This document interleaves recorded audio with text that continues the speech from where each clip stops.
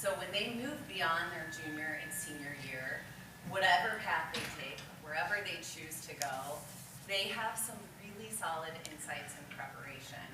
So while I thank you so much for recognizing me, and I really am so grateful to Mr. Gebhardt and Mrs. Otten for even thinking of me last year and running it by you all, I can't thank you enough. It's really these young people, I wish they could all be here. So thank you so much, and thank you to you all.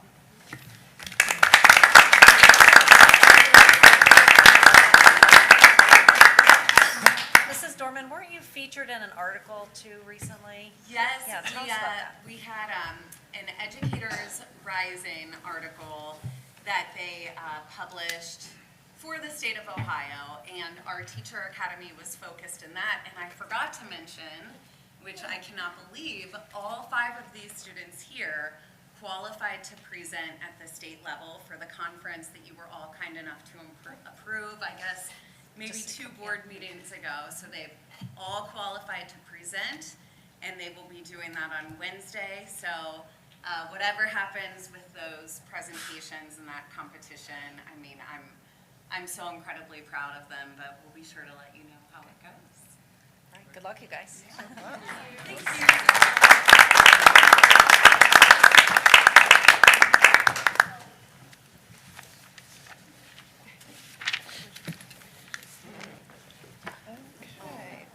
Next on the agenda is superintendent's business.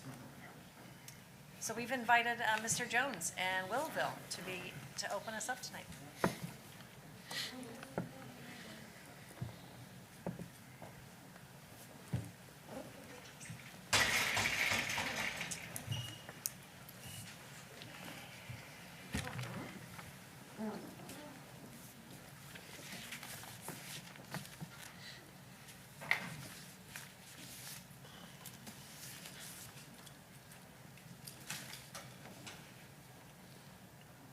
Good evening, distinguished board members, Mr. Romano and Superintendent Adams. My name is James Meek, and I am a 4th grade scholar at Willowville. And my name is Ashlyn Nimbus, and I am a 5th grade scholar at Willowville. We are here today to share with you how Willowville Elementary incorporates student voice into the life of our school. As you know, Willowville is an amazing place to learn. This year we received a grant through our partnership with Child Focus to add more equipment to our playground. When we received this news, we quickly got students involved. As a part of all of our classrooms' morning meeting time, we asked each group of students to consider our playground and the parts of the playground that get most use, as well as what we as students would like to see as additions to the playground. We started by having every morning meeting group discuss the topic as a group. All of our students were able to provide feedback in the meeting and information that was compiled into a Google document. Mr. Jones then asked for a group of students to be selected to work on the recess team, and nominations were received from each of our 2nd to 5th grade classrooms.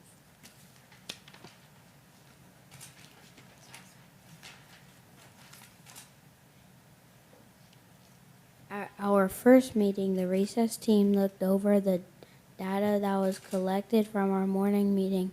We looked at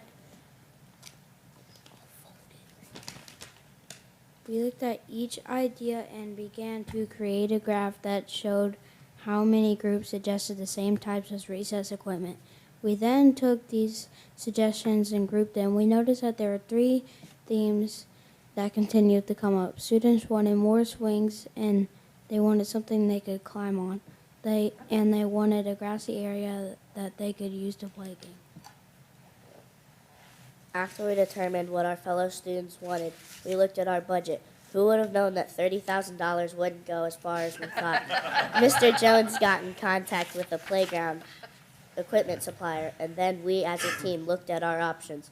Again, $30,000 won't buy what it used to. We looked at each item from the website and began to whittle down our list. Once we thought we had an idea and what we wanted to purchase, we created a map and mapped out everything and where we wanted to put it.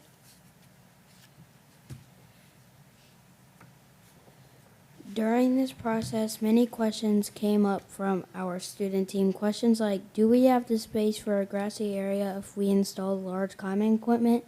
What would we put underneath the climbing equipment? We also had to consider where our buses would drop students off in the morning. We also asked if we could have the grassy area outside the fence or if we could move the fence back. We also asked the questions, could we take down part of the fence and reuse it? We also had to think about how we will keep all the kids safe with more equipment. We had to find out how much space we needed between the equipment. This led to us needing to meet with a representative from the company. When we met with the company representative, we discovered that there were other costs involved with this project. Not only would we have to pay for the cost of the equipment, but we would also have to pay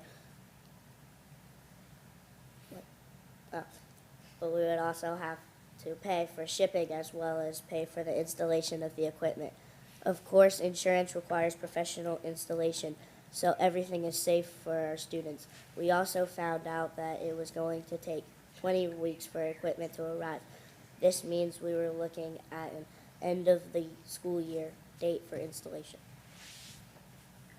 We then met with Director of Operations, Mr. LaFada, to see what material we would have to put beneath the equipment as well as to find out other requirements for the project. In our meeting with Mr. LaFada, he was able to call the mulch company and get an estimate on the mulch, also not cheap.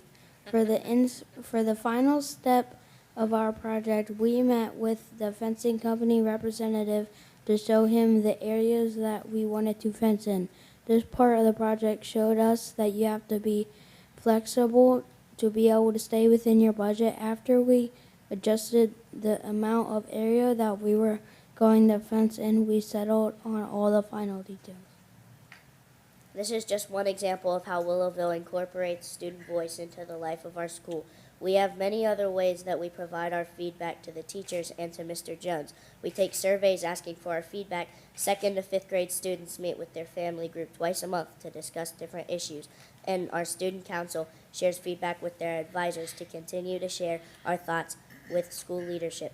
We are now excited about seeing this project come to fruition as our new playground equipment will be installed this summer. Through this project, not only did we get to use our voice and impact a real-world project that actually is going to be installed at our school, but we also were able to learn many things about the world of work, how to stick to a budget, and how to work as a team to compromise and see a project through. We want to thank you today for all that you do to support the staff and students at Willowville and all of the other schools across the district. Experiences like these make the portrait of a graduate come to life.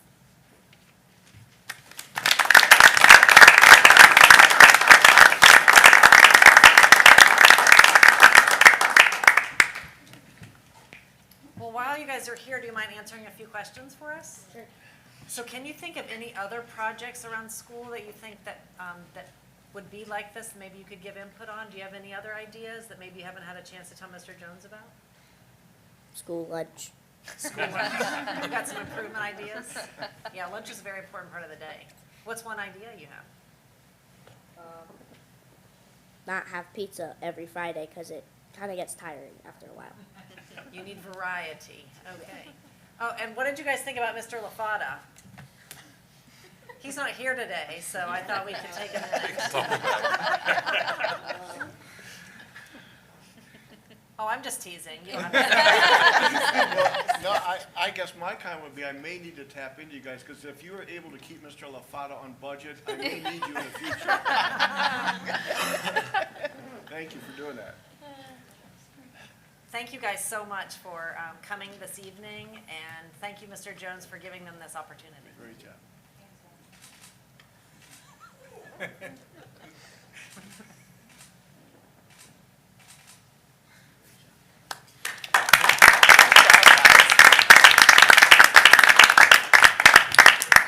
Thank you very much. You did a great job. Very well spoken.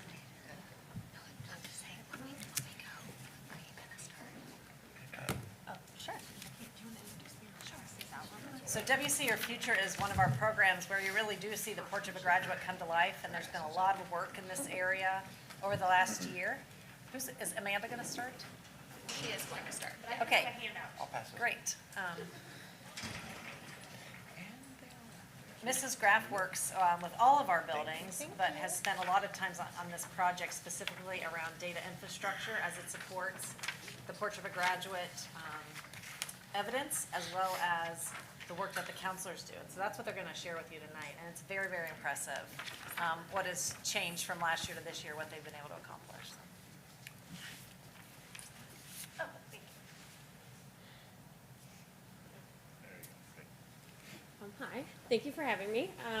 I'm Amanda Graff. I'm the data and assessment specialist, so I love seeing those kids use data and like to make decisions. That was so exciting. One of the awesome tools that we've recently gotten to kind of really see the magic of is our new student information system. And we've used this to be able to automate what you see in your hand now as a student success plan. We know that Ohio is kind of always constantly changing the requirements for graduation, so it can sometimes be a little bit difficult to communicate all the things that students have to have. They have to have seals, they have to have credits, they have to have, I'll show you there, they have to have goals written, and they have to have like certain testing requirements. So we now have a system that was really difficult to track before, just to be able to know like who still needs to redo a test or who has enough credits in the certain areas that they have to have the credits. So this has been really nice. So we can automate this. We can send it out to parents in our PowerSchool portal, and then we also mailed this to our counselors mailed this to parents in the fall, so that they were able to see, you know, where their students were and were they on track to graduate. Some other reasons that it was really useful to have this is that, our counselors can use this now when they are meeting one-on-one with students. It can kind of identify, you know, are they at risk? Are there certain classes that we need to schedule them for next year? And can help them to make decisions to see if we need to modify anything. So Amanda, is this pulling from like 4 different databases, 5? Yes, so yeah, that has their credits in there. The only thing that is not automated is the students' input on the goals. So the students write based on their goal, look at that one, based on what they think their pathway is. Then it kind of asks them different questions. So they can say if they want to enroll, enlist, or employ, and then it'll say, you know, what type of college, what's your intended major. But then on the other way, if they say they want to enlist, then it'll ask them the branch of military. And they can change these every year. So this year we have all of our freshmen through seniors that did this part, and then they can, that'll pop up so that their parents can see it live in the portal, and they'll be able to see it as they change and they earn more credits towards graduation. I think that was any other questions about that? Well, I just want to add to it, and if I'm stealing anything that you were going to say, Chrissy, just stop me. But it's significant that multiple databases are in one spot. That was never possible. And then when you think about the counselor to teacher or counselor to student ratio, the time it would take to go to 4 databases, to find the information, to then schedule the meeting with the kid to talk about it, means those meetings wouldn't happen necessarily with all kids. And so now we can guarantee there's one-on-one meetings. How many times, is it twice a year or once a year? Once a year. Once a every year student. for every student, and then there could be some follow-up. But this is a way to communicate not only to the student and the counselor working the case, but also to the families. And that just wasn't possible until our data infrastructure was created, supported by people who know what they're doing, and then the counselors to actually execute. So it's really changed the game on what can happen at the high school and for future planning. And this starts at middle school. Yeah, we have it set up. We haven't really like gone through with that yet, but we kind of have that in the works to have it kind of all the way down where we have the testing data in there and we can have student success plans all the way down to the elementaries even if we want to, so. I know that Mrs. Brinkman's not here tonight. I know she'd be very happy to see this because this is something we've talked about a lot as just sometimes the gap between what's going on and then that communication at home is really hard. So thank you so much for your work. And usually when you have like a bunch of different data points, it's just like, it's still just hard to understand and read. It's like usually jumbled and smashed together, but this just like, Right, we want to make it clear as possible for parents to see where they are in the credits, where they are in their tests, and where they are in the, and it should even get easier as we're not, doing grade replacement with COVID and all of that we had. It should be even more clear. I'm sure I'll really appreciate this. You will, you will. Well, and Amanda, she's just gifted in not only the data, in design and just knowing how everything works together. So she's able to make a lot of magic happen behind the scenes. I would reiterate that. I was just sitting here smiling that you get to hear from Amanda. There's so much magic that happens behind the scene because of the things that Amanda and Alicia do. They're some of the most talented, driven, responsive professionals I've ever worked with. And in fact, like when we show things like this to other school districts, they are blown away. And they're thinking to themselves, wow, imagine what we could do if we had that. And it's like, we have that and things are possible because we have that. So I'm also just beaming with pride listening to the Willowville students speak tonight. That was, my special year that I had at Willowville was when I fell in love with this district. And so it's just fun for me to sit back and see all of the incredible things that Mr. Jones has made possible for those students, which was a great segue actually into this WC Your Future presentation because it shows you that our students are never too young to make a difference. They're experiencing that now, like for their classmates in their school. And that really was the spirit behind some of the work in the student-centered learning ecosystem. You got to hear about that a little bit last year. I'm just going to talk about it briefly.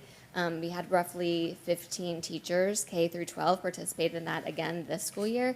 And it's not just about doing a, quote, project with someone in the community, but it's about learning what does it look like to live out our portrait of a graduate? What does it look like to develop those durable skills that are really critical in the future workforce and to build the lives that our students desire, beyond high school. So I just wanted to touch on a couple of things. The first is that there were some really compelling things our teachers have to say about this kind of experience. If you remember, Dr. Tim Kubik has been a great partner for our school district and helped our teachers learn what does it look like to make learning authentic and relevant and community connected. We had projects in elementaries around recycling. Students became so deeply passionate about recycling through that project. We had middle school students learning about making investments. Financial literacy is so important to our school district and our community, and that was really impactful. We had Shark Tank projects, and then many of you have probably heard Brandy Calton and her interns talk about their work this school year supporting communications in the district. And I wanted to first give you some testimonials from our teachers, and I'm just going to kind of keep some visuals up while I tell you a little bit about the things they had to say about their experience as we try to move from compliance to engagement into empowerment in the classroom. One teacher said, "Meeting teachers from other schools made the large district feel a bit smaller." So they really felt that sense of community in this experience. "The more we involve students in projects like this, the more vested they become in our classes. Other teachers want to try my project next year." And then the last one I thought you would enjoy.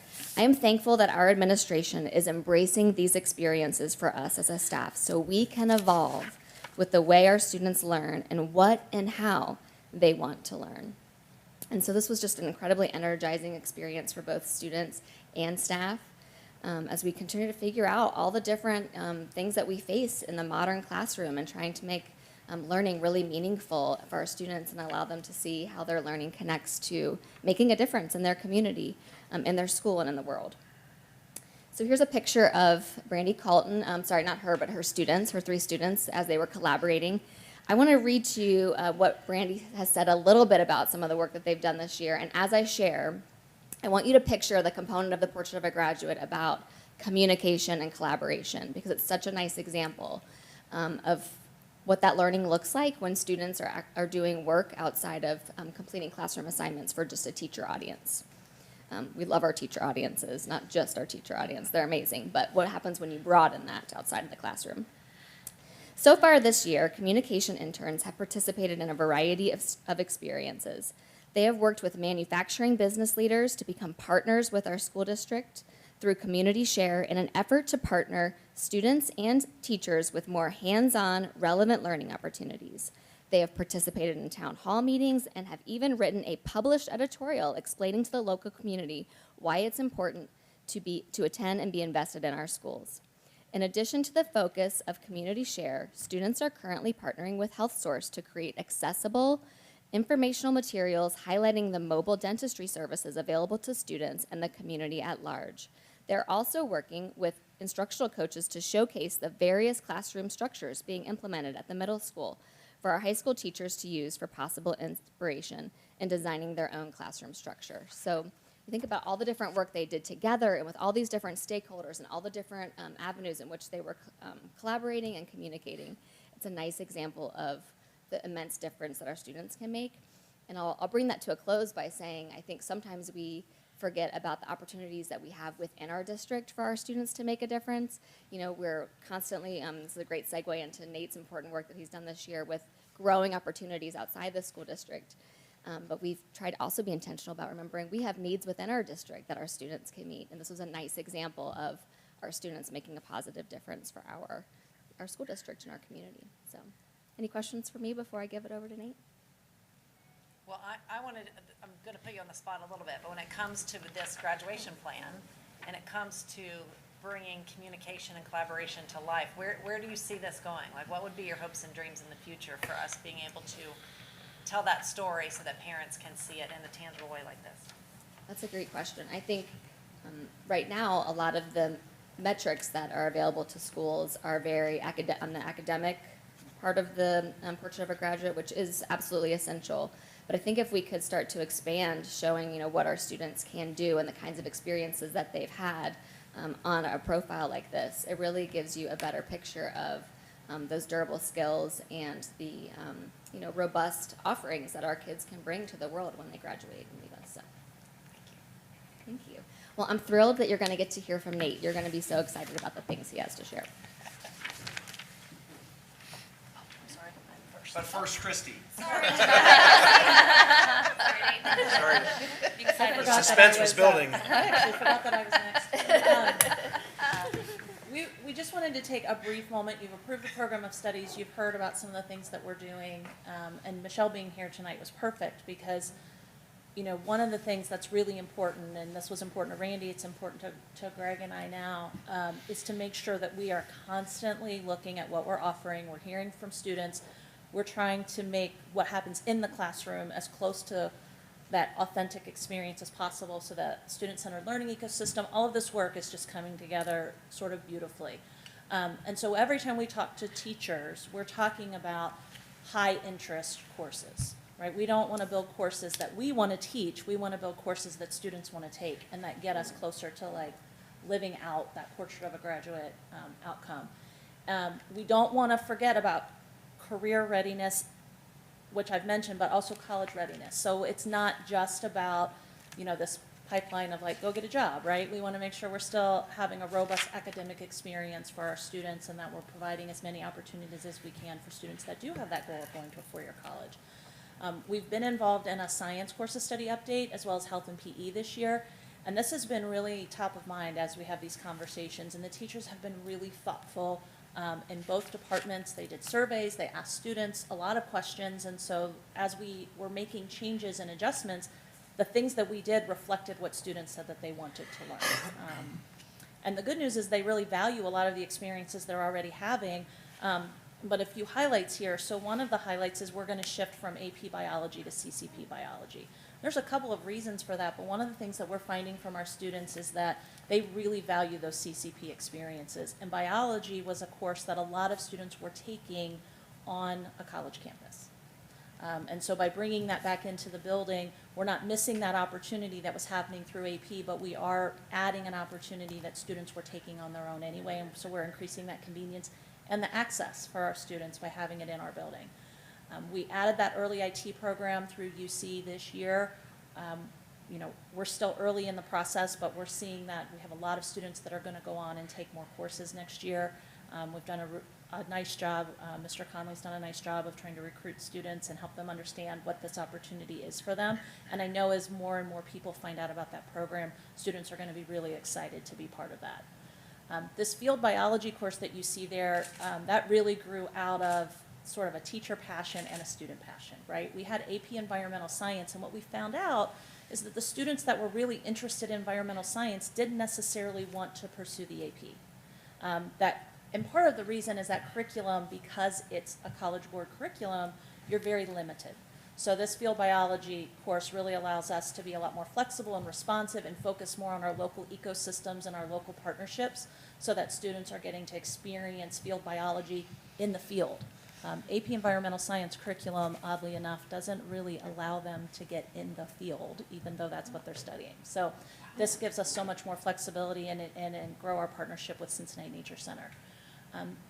The fitness and wellness class is really just an update based on what we're hearing from our students, right? They want to learn how to live healthy lifestyles, and they want to make sure that the courses that they're taking when they take PE courses at our school really help them have lifelong fitness, right? So that, they don't expect to play basketball or racquetball when they're 40. Maybe they will, but what they really want to know is what does a healthy lifestyle look like? So that's what you're seeing there as a response to that.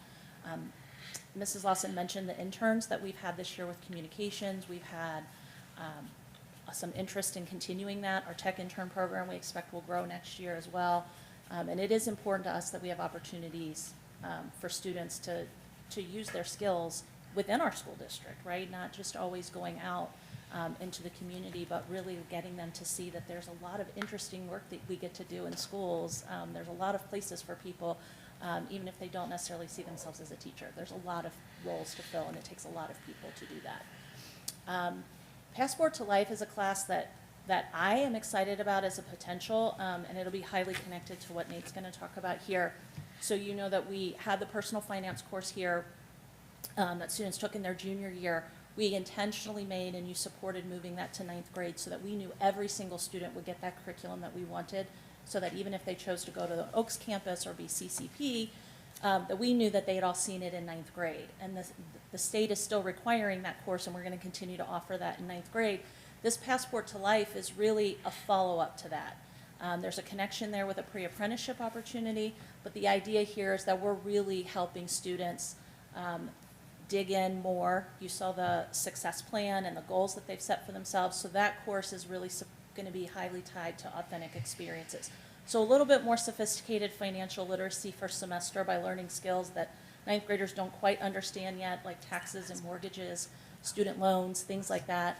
And then for students that go on into a second semester, it's really exploring entrepreneurship and connections to the community. And so that's a new course for us next year. We're really excited about it. We have a few teachers that have been through SCLE helping build out those experiences for students. And so I just wanted to quickly highlight, every time that we look at a course now, we're asking, what's the connection, right? How does it show up? Where's the opportunity for partnerships? And our teachers understand that, and they want to do that for students. And so we're just seeing a lot of different energy around what we're doing with our curriculum updates. So before you sit down. Yes. How easy would your job be if you left out teacher voice, left out student voice, and left out connection to the community? How easy would your job be? I would get things done, but I'd probably be pretty miserable, quite honestly, because nobody else would be happy. My to-do list would be all checked off, but. Yeah. The path that you're choosing, you've reinvented the schedule, I think, every year since I've been here, in just constantly being creative and pursuing what's the next best right thing for our kids. And I just want to commend you for that, because a lot of times scheduling mindset can be very narrow, and it can be like, we need to fit into this box, and you just keep like erasing the box and redrawing it. So. Well, we don't have a choice, right? This work is way too important, and the students are different. They're different than they were 5 years ago. When you look at the students that have had this experience through Teacher Academy, you see how excited they are, how much they're loving what they're doing. there's no way that you can say that being in a school building from 7:45 to 3 o'clock is the best way to educate all of those students, right? I mean, we know they wouldn't be getting these experiences. And for some students, that is exactly where they need to be. But for some other students, it isn't. And I think that these experiences that they're getting are so much more valuable than some of the courses that they might choose to take to fill a schedule, right? We want students to leave having experienced something that they really loved, that they were highly engaged in. And so we're going to continue to look for ways to add internships and add community experiences. And that's why the work that Mr. Mahan does is so important. I mean, I would argue that it might be one of the most important jobs in the district. Well, you hit the nail on the head with the Passport to Life. My kids are to that point, like, I wish I would have learned this stuff before, because the financial literacy class didn't teach it. Right. You know, they're both, you know, taxes, student loans, all those things. So those are things, I mean, I wish that was kind of a mandatory class, because there, you know, unfortunately, we have a lot of students who are first-generation college goers, and, you know, and their families can't necessarily help them. So if, you know, if there's a way to pass that information on and educate those students that have that drive, you know, about finance, that's great, so. Yeah, I wish I would learn those things. You could audit the course. You can if still need take be. I'm not sure we can give you a grade, but you could just, Might come in early. yeah. Financial literacy was the top ask when we did the questions around Porch of a Graduate. That was the thing this community wanted the most. And when Megan and I met with students a couple years ago, that came out. And it's almost every time you get with them, that's what they're asking for. So this will be awesome. Do you know offhand how many CCP classes you offer on site at the high school? Yeah, let's see, let me do some math real quick. Let me count.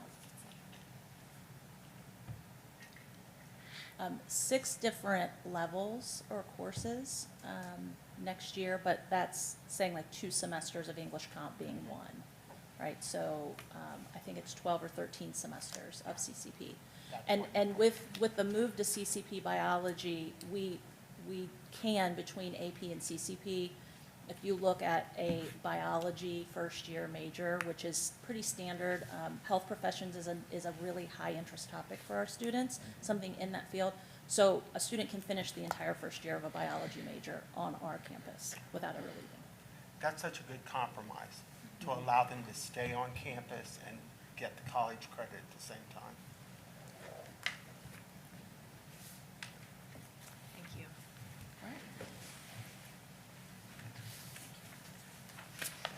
All right. I'm Nate Mahan, WC, your future coordinator. I'm going to take off my hat for a minute for that. I'll take off my coach's hat as well and put on my parent hat. You know, as a parent of a first, second, and third grader, you heard that correctly. You know, it's encouraging to hear, and a shout out to the team that just went. It's very encouraging to hear the exposure and the experiences and the, I guess, proactive thinking that our district is having. It's comforting to know, as a parent who's been in education for 15 years and doesn't have it figured out at all, that that graduation plan and portfolio that Amanda's been working on is fantastic from a parent's perspective. It is overwhelming when you get home at night and you got 3 kids with homework. You've got a couple different report cards. You've got their map testing and this and that. And I'm like, I'm in education. I should know. And it's not that easy. So kudos to our team and our district for being proactive. Second thing, I was thinking about my third grader, and I hope that he can stand up here and present to his Board of Education about what's going on in his classroom. That's pretty cool. So at any rate, I'll put my WC, your future coordinator hat back on. You know, the last 7 years, I've either been an athletic director or an assistant principal. But in this role, and speaking to Natasha a year ago, pretty much to the date, I get to work with all students. It's the first time in my education career that I've got to work with all students, whether it's been social studies, a coach, assistant principal, and I'm handing out referrals. This is the first time I've got to hang out with and really start to understand all of our students, which is really fantastic. I don't know them all yet. There's 1,800 of them, but we're working towards it. So it was neat to see Michelle's class. Some of those guys were with our Partners in Education event. They did a fantastic job, but there's a lot of cross-curricular stuff going on in our district, which is really cool, and kudos to Mike for putting on the PIE event as well. So, at any rate, the why behind WC Your Future. I think it's important, as we all talked about, to be career ready. We know about college ready, and we want to continue to focus on that, but also life ready. Get all of our kids ready for those three facets, whatever they want to do. And we want to mirror our portrait of a graduate all the while we're doing that. And I think personally for me, it's about gaining kids experiences and exposures to what's out there before they make that tough decision about what they want to do before they leave high school. As we move forward, what has been done in 2022 so far? It's been 5 to 6 months for me, but we've started over this career-based learning program. We have 178 kids in career-based learning, and they're getting credits while they're out there working. Now, we want to take it from more of a career-based situation and less of a job. Think retail, think restaurants. That's what a lot of the kids are doing right now. But as we continue to grow this thing, we want them to be more career-based, and we have a plan for that. Also, a couple of highlights. We had a manufacturing career day in the fall where we had 20 manufacturing partners come out to 1,800 students. They got a chance to meet with every one of our students, which is pretty awesome. TechSolve was a great liaison to help us get that done. In addition, some other things that have been done, we've had 25 career cafes. So I credit Mike with the idea, but basically we took this lunch and learn and we combined it with an idea to just, hey, let's start getting organizations and people into our packs while we have all of our students there, and let's teach them about something that's out there as an opportunity. So we've had 25 career cafes highlighted by Otterbein Nursing Facility. Last week we had UPS, which I thought about a career change. They're paying $43.50 after 4 years with no driver's violations. $43.50 an hour to drive for UPS if anybody's looking. So I'm going to throw that out there. Don't advertise Again, that. well, you have to have a clean driving record, and I'm not judging anyone, but some people may have passed me on the highway before. At any rate, so 25 career cafes. We have 33 student internships right now between TQL, American Modern Insurance, Otterbein Nursing Facility, and Supply Chain OKI, and our pilot going off on that. In addition, in January, we visited UC Clermont. I just thought it was important. I know some of our team thought it was important to continue to get out there and expose them to UC Clermont, which is right down the road. So we took 100 students to UC Clermont on a day off for UC Clermont. They were kind enough to host all of us on January 27th. And then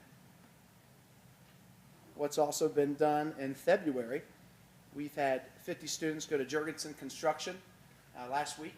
We had our first annual First Responders and Military Career Fair where we had 16 partners come and visit with all 1,800 kids, which is awesome.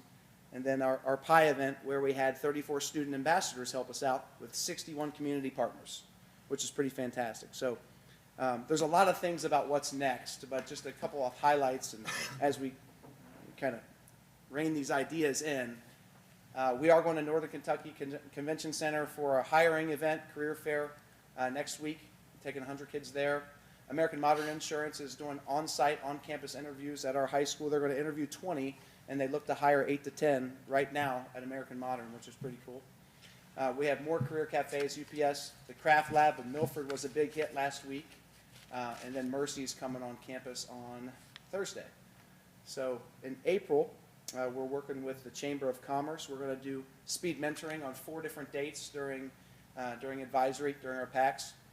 We have 10 each day, 10 adult mentors are coming in to meet with a round table, groups of 10 students at a time. We're looking at probably 100 kids per day where they're going to rotate every 6 minutes just to learn about what they do, why they do it, how they came about it, just to expose them to what's out there. Just looking back on my career, I only knew what my parents did, and I think we all fell into that. And, some days I wonder what else is out there, sure, but you don't know unless you get exposed to it, and I think that's the exciting part about what we're doing. What else do I have up there? Oh, I want to touch, I didn't put it on here. So, new idea, I'll credit Greg and Christy. We are taking our spring job fair. We're actually going to do a hiring event. So I had the opportunity to meet with my wife's employer, Cincinnati Financial, 2 weeks ago, and then a couple of guys from Supply Chain OKI who used to work at P&G. So they gave me ideas on how to do a hiring event in the private sector. So we're going to take that model and we're going to use it in May, right before kids go off from graduation, and we're going to try to do a hiring event right on campus, a 1 to 2 day event, try to bring in all the partners that have came in from Career Cafe, potentially Pi, and then do a hiring event right here on our campus. Again, trying to get away from the job to more career-based. So that's a sales pitch that's going on. Hopefully it goes well. We'll see how it goes, but hiring event in May. So I think that covers everything. But long story short, we're just trying to continue to grow our roadmap for our students and this quality profile that we have, and just expose them to opportunities that are out there prior to making that tough decision and guiding them through. So that's all I have on my end. And Nate, I'm thank not sure you, if team. I'm not sure if this is happening under your watch or it's counselors or whatever, but I've noticed on social media like alumni coming to the PAX. That's Amanda. Oh, that's Amanda. That's Amanda, Okay. yeah. That's been also very cool to attract our alumni back in and that for them to be able to tell their stories. I actually got to talk to a couple of them that had been in, and they just, it was a highlight for them as much as it was the kids. So Amanda, is that Wednesday, Thursday? Yeah, we have another one coming on Wednesday. okay. So Yeah, Wednesday we two, have Glam coming in, which is a company coming in to speak. We have 2 students coming in to talk. Are they doing it virtually? No, they're coming in They're person, coming in, and then and then- we're gonna live stream for the PAX that can't be down there, so. One works for Lego and was like traveling to Germany for some kind of Lego thing, and, I forget where the other one works. Started his own business, so we got our employment packs coming down to hear from them. Yes, it's been really exciting, and, I love watching the ones presenting are just as excited as the kids that are there, so. Yeah, well, we're always working hard to attract our alumni back. So it's just a great way. So thank you for that. All right. Any Nate, do you want questions? to talk about your expansion to the middle school just a little bit? Yep, so we've expanded to the middle school in 2 ways so far. We are going to do speed mentoring in April, probably beginning of May in the junior high. Dr. Ray's approved that, so that'll be exciting and interesting. And then we've also combined our junior high kids with the Pi event. So those are the first 2 things where we're trying to figure out how can we put this thing together. But we're hoping that it becomes more of a packfolio of they've been involved in these items as they've gone through their educational career. So we're getting towards that. That's what we would like to see happen with the dashboard. We've been able to track all of our events and student involvement, but we'd like to expand that obviously from 7th to 12th as well. So Nate, just a few more questions. What would you say has been a highlight coming into this role? Because as you said, we were talking about it, kind of dreaming about what it could be. What has surprised you and that you've really enjoyed? I think for me, going back to only knowing what I knew in high school and college, I knew what my parents did. I knew what my parents of my friends did, but it was a small circle of opportunities I felt like I really understood that I was comfortable with going after, right? Completely different nowadays. I joked about the UPS, but I had no idea that they paid that well for drivers. I had no idea. I didn't know the circumstances of which either. The lady from the craft lab of Milford that came in, Chris, the other day, talked about her success and failures getting to what she's doing now, and she's crushing it.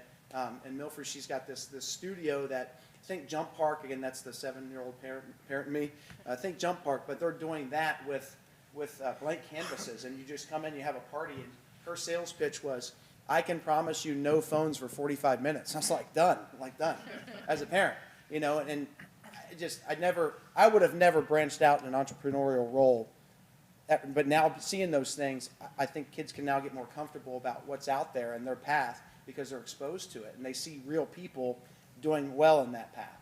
So for me, that's been exciting. The same way with the military. Military was a large unknown for me. Coming out of high school, I had an opportunity to go to the Air Force Academy for football, and I was like, no way, I'm not going out there. What am I going to fly a plane?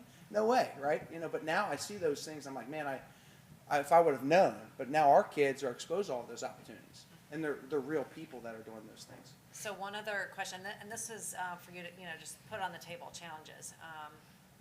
When you meet with our partners and you're trying to set up opportunities, like what are some common challenges that you run into in trying to make the match? Yeah, one thing I do want to see moving forward, and we talked about this a little bit, was we need to, because so many companies are interested in us, we need to make sure that we safeguard our kids, that we're not sending them to an industry, an organization that's just using them for free work. we want to make sure that we vet them as well as they're vetting us, because it's starting to be very competitive, and a lot of people want our workers, right? There's 1,800 of them that could work. And we need to be careful about where we put our kids and have a process to follow up. I think that's one of the biggest challenges that I see coming. We've kind of redone how we've organized. Like last year, I think we did just signups when they had those things, and kids don't know what they don't know. So this year we've totally redone it, and during PAC, we just have rotations going basically. Someone comes in, we rotate it. If we can live stream it to the rest of the group who can't go, like even better. Then everybody sees, I was sitting in the back at, I think it was the American Modern one, and these two girls, they're just kind of talking to each other. They're telling all the benefits. They're like, wow, that sounds pretty good. And at the end, they were like, oh, I'm doing it. I'm sick of Chuck E. Cheese. I want a real job. And I was just like, yes! If we reach just a few kids in each one of these, then it's worth the hassle of bringing them down there and like the organization of it all, then it's worth it. Yeah, that's a good point, because we've sat in on so many of them. I think we've got to get I'm starting to get past, like, how's this going to go? And stop worrying about that and put it out there for the kids, because you don't know who really is involved and who wants to be involved in it. Let's say you've got 100 kids in there, and maybe 80 of them may not be as interested, but you have 20 that really are. And so we've tried to move past that and expose them to as much as we can, because by and large, there's been a lot of good follow-up from all the students, which is pretty cool. Well, we're glad to have you in this role. I think there's been a lot of action this year, and the buzz around the community as well as inside of the school has changed. So, I have time for one more story? yeah. Okay. So we were at this to highlight that you don't know you just don't know what you don't know. So we're at Jurgensen the other day, and we were putting on the hard hats, and we're walking around, and they have their own machinery side to this. They have a whole deal. So they're working on fixing their machines so they can produce asphalt and so on and so forth. And the girl next to me, she goes, how much money do you think I can make here? And I was like, I don't know. That's a good question. Let me go find out. I go, why? She goes, well, I have a good job right now. I said, what are you doing? She's like, well, it's under the table. And I'm like, all right, well, now I'm interested. So she has her own dog grooming. I don't want to put her out there, but she has her own dog grooming business where she puts it on Facebook Marketplace and cash business, and she's making pretty good money to groom pets. And you don't know what you don't know. And that's out there. And our teenagers are doing those things. And it was neat to tap into that, because, again, I wouldn't have known how to do that. So she's basically doing her own cash business on the side. And now she's starting to figure out, well, do I want to work there? Is it worth it? Is it, how much money? And so pretty cool. But there's a lot of those stories that I've come across, which has been very rewarding. Do you guys have any more questions? Or? What can we do to help you? Because I know, like, several years ago, I'm a pharmacist. That's my real job, my day job. And I had students, call me, ask me questions. And the one student I found out, like, he was going to college, had already been accepted, was going into pharmacy, and had no idea what a pharmacist did. And, and not every pharmacist stands behind the counter and fills prescriptions. Can we help you, create job, like, profiles, or connect you with people that we know in different job areas? The speed mentoring is definitely one way, and I'll forward the email to you guys, because the chamber solicits all kinds of people to come in to do that on the spot, talk about your job as one way, and it's a pretty quick commitment for somebody who just wants to maybe share their story and dip their toe in the water. So that's one thing. I think one product we're looking for, I know Mike and I have talked about this, UC Clermont offers something as well, so we're trying to do an interest inventory, but we're trying to do it in the most efficient manner, and we really need all 7th through 12th to do it. That would streamline who's coming to see who and when. I know there's a lot of different products out there, but I don't want to speak for everybody, but I'm finding out that one really good one's hard to find, or it's an arduous task to get all 1,800 students to take that one over 3 days or whatever. It would be nice to have that baseline. Am I saying that correctly? Okay. Yeah, because over time, we'd really like to expand what he's doing in the high school to the Discover classes and the elementaries, just to get some earlier exposures even, so. Yeah, I think it's just gonna take time and opportunities. And like you said, sometimes we just gotta do it, and then we figure out how to fix it the next time, because it's not gonna be perfect, but we're learning a lot every time we try something. One kid did say when they saw the state troopers the other day that I only see them when they're trying to pull me over, and I said I agree. I've never seen a real one. Yeah. But anyway, that's all. But yeah, any people, we love having, you know. Yeah. It's been a process. But any connections you have in that, we are more than willing, like if someone wants to come talk to one of these PAC advisories or have openings, we take you on in a heartbeat. How long is the career cafes, or is that Just like an hour. an So hour it's commitment? noon to 1. It's our mostly. commitment, 2 groups, so like 25 minutes each group, yeah. It's a small commitment by the time it gets going. It's 15, 20-minute presentation, and we can help them with signups or any interest afterwards, but just 2 groups for 20 minutes. You know, while there's a lot about the importance of achievement, there's emerging research about how critical it is who you know. And there's a lot of, that can be drawn to student success stories. Like a lot of it goes back to the people who were planted in their lives that contributed to, you know, you keep saying you don't know what you don't know, but the opportunity gap exists. And I'm really proud of this work because, you know, that's a critical part of everybody's story, is exposing them to opportunity and to people. We're a connected ecosystem in our community, so. One of our early partners hired one of our students, and the student was going through a hard time, and she was going to quit. And the partner said, "No, you're not. We're going to help you through this." She's still with the company. It's been like 4 years now. 4 years. Was that American Modern? Oh, yeah, She she just presented came to in our talk, she students. just presented. Yeah. Pretty cool. And I think I would just add, to say thank you for trusting us. You know, this doesn't happen everywhere, that we do things like this, right? Like, we're just gonna have these classes, you know, I never feel like I can't try something, and it's everybody at this table. You know, Ellie and I had a lot of conversations the first year, and I wouldn't have guessed that this is where we would be now.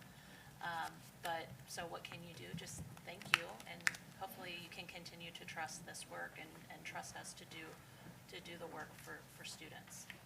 And so I just really appreciate that support, because like I said, I never feel like I have a crazy idea. I texted Ellie an idea the other day. I was like, what about this, you know?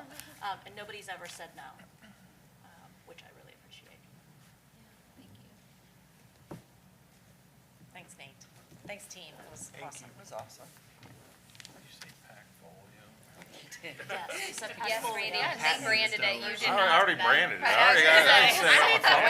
You heard it, didn't you? I thought that too. I got it I thought trademarked I'd just been missing. and laminated on my wall. PAC folio, that's awesome. Right, new Randy pack, New Randy. new Randy pack folio.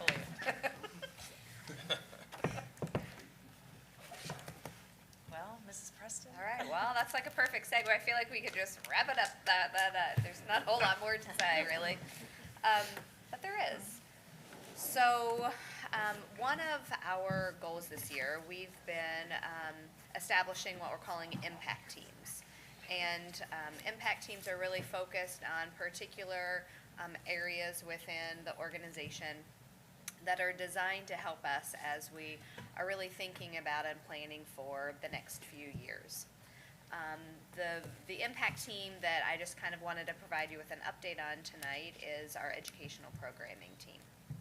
And, I mean, while we have not yet formed like a, you know, in name impact team, the work of this team like speaks, I mean, they're like the living, breathing example of the work that we've been doing as a district related to educational programming.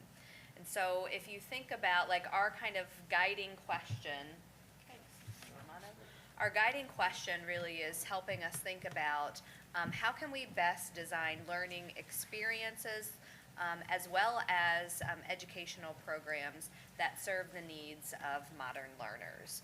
And so again, like what you saw tonight, the work that our team has done and the questions that they've been asking are really much designed to help us continue to identify key pieces that are critical and necessary for our students to be not just students who were like would have been successful in the past, but as we reimagine, as they work to reimagine their futures, what are those programs and experiences that they all need? Too fast. So this is just to kind of help frame the work a little bit.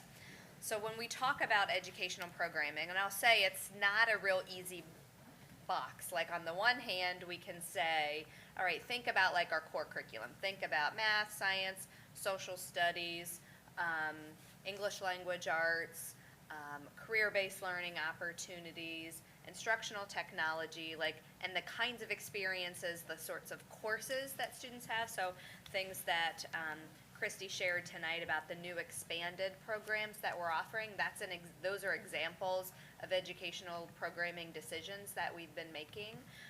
But you can also think about the experiences that students have within those courses. And so it's hard to think about one without thinking about the other. And I'll just illustrate even from today's Willowville experience.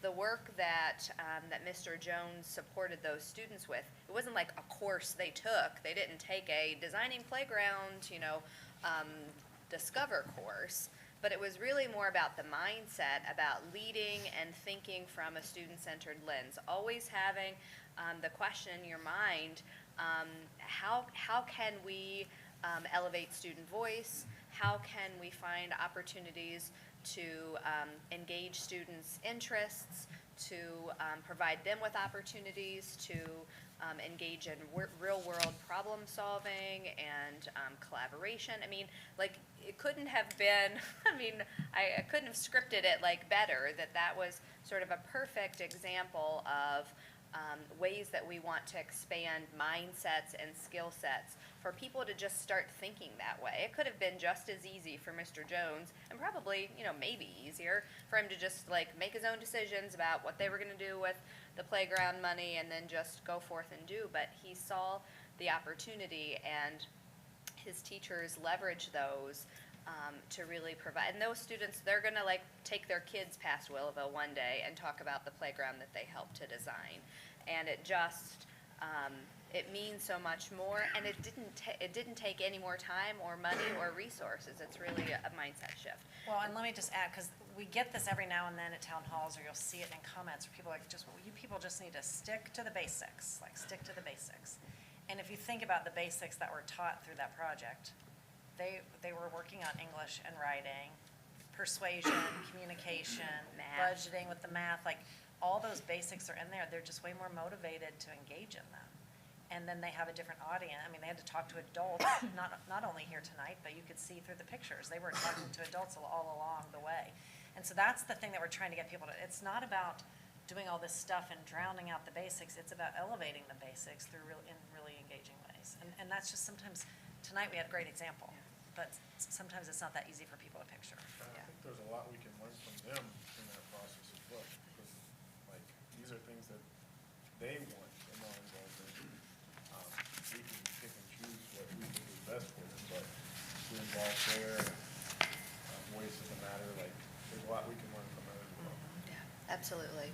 And so both of those things, both the courses and the kinds of experiences that we offer, as well as what takes place within the courses that we do offer and within the experiences that we have available for students, it's kind of both of those things that we're thinking about as we are continuing to move our work forward. We know, because we've talked about them, there are challenges that we face with that make the work even harder. But in fact, I would say that it's because of those challenges that that this work has to be done. That I think that, Megan was using the example, it's not who you know, but it's not what you know, but who you know. I think the same is true in this regard, that because we have students who are, first generation college students, or because they may not have large networks that their families help support, or because they didn't have robust preschool experiences. And we have students who had all of those things as well. But because we have such diversity in our population, this is an opportunity for all students to really have meaningful, engaging, challenging learning opportunities that I think can help all students be successful. And so it's not like, I think because of our challenges, it's even more reason why this work is really critical and important. So it is about shifting mindsets as well as skill sets and thinking differently about how we can leverage resources. And we've made, as you can see tonight, we have significant momentum going for us. And so we're really wanting to continue. This isn't like we're just now starting this work. This is work that's been building really over the last 5 years, and we're ready to take this work to the next level. And so we're really excited about kind of a committed focus to this that can help us continue to reimagine students' future. Yeah, and like what I said a lot in the State of the Schools, it's not, some kids are getting some of these experiences. Oh, absolutely. Because we have pockets of it all over the district. The next level of work is really to take it at scale and ensure that every single kid does it. And so some of the things that that we have already been looking at, that we'll continue to be looking at, Natasha mentioned the Discover programming at the elementary. Discover is kind of the umbrella term that covers the experiences that students have in art and music and physical education, as well as our Discovery course. That was a new course that we were able to create through the Onward and Upward investments. And so I just wanted to highlight another example the kinds of things that we were talking about. I think sometimes we think about them more through the lens of a secondary example. Willowville was a perfect elementary example. One of the things that we've been doing with our science course of study, we've really challenged our teachers across the grade levels to create what we're calling a cornerstone experience. And this is one of those kind of ways to systematize this kind of work, is we're starting with a cornerstone experience for each grade level or for each course at the high school, where all students, regardless of this elementary school that they attend or regardless of who their biology teacher is or who their 8th grade science teacher is, that it's a similar experience that all students across each of those courses would have, that really is designed with our Portrait of a Graduate, and it's kind of like the fusion of the science content with the rigorous academic standards, as well as the Portrait of a Graduate, durable life skills, and kind of the intersection of those things. That is kind of delivered through an authentic, real world kind of challenge. And so at our elementary level, one of the, and our Discovery program has been part of our science course of study. We think it's really important that that work is very much connected with science, technology, engineering, and mathematics, and so that's been some intentional work that we've done this year. So one of our cornerstone experiences that is part of our Discovery course is kind of like a Make It, Take It. I don't remember the exact name. It's a much catchier name than that. But we're tasking students as early as, I believe this is a 3rd grade cornerstone task, where they are just learning about what makes something what it is. And so our teachers have kind of put out on Facebook Marketplace or their neighbors or who has old equipment that you're no longer in need of, and you're just going to send it to recycling because we would love to have it. And students are going to kind of so this computer could be the thing that was getting ready to go to the recycler. So they're going to spend time being able to, and everyone's got sort of different things, learn about what makes something what it is, what are all the parts, take it apart and rebuild something new that can serve a different kind of purpose. And built into that are so many life skills. I know we've talked about the need for students to at the high school have an ability to understand all of what makes like technology tick. This is just kind of one little way that students can kind of take a step in this direction from a very young age, just, you know, getting like, and it's really kind of interesting to hear, even so much now as they've been like collecting all the stuff, to hear the ideas that students have for things that they you know, have laying around the house that they're, you know, that they're interested in just learning more about. And so it's that like tinkering and creativity and, you know, willingness to like take apart and put back together and make something new. All of those things are really beginning some like foundation pieces for what can continue to develop over time as it relates to, you know, critical thinking and mathematics in some cases, or you know, entrepreneurship. People are coming up with ideas for things that they could like sell their like new creation to do, and it just there's so many things that can come from it. The teachers are super excited, and the little bits they've begun sharing with students, it's not, they haven't like fully done this unit yet, they've just been creating it so far. But it's like examples like that where we want all students, and we're hoping like kids remember when we were 3rd grade and we like did that thing, or 5th grade, one of their projects that they're looking at is like a legacy project where they think about like, what impact do I want to leave on my school community before I leave elementary school and travel to middle school? What's a positive, you know, something that I can do that I can like always like be able to look back on as something that that made this place better because of something that I was able to contribute. So that's like another example of one of those cornerstone projects that has come from work that we've been doing this year with Science Course of Study. And there are like, you know, more examples, but as Natasha said, we're really looking to build those things as part of a system, and not just like, well, you happen to have like this teacher, and sorry, like you had that teacher, and so, you know, it's not going to work out. We want all students to be able to benefit from those things.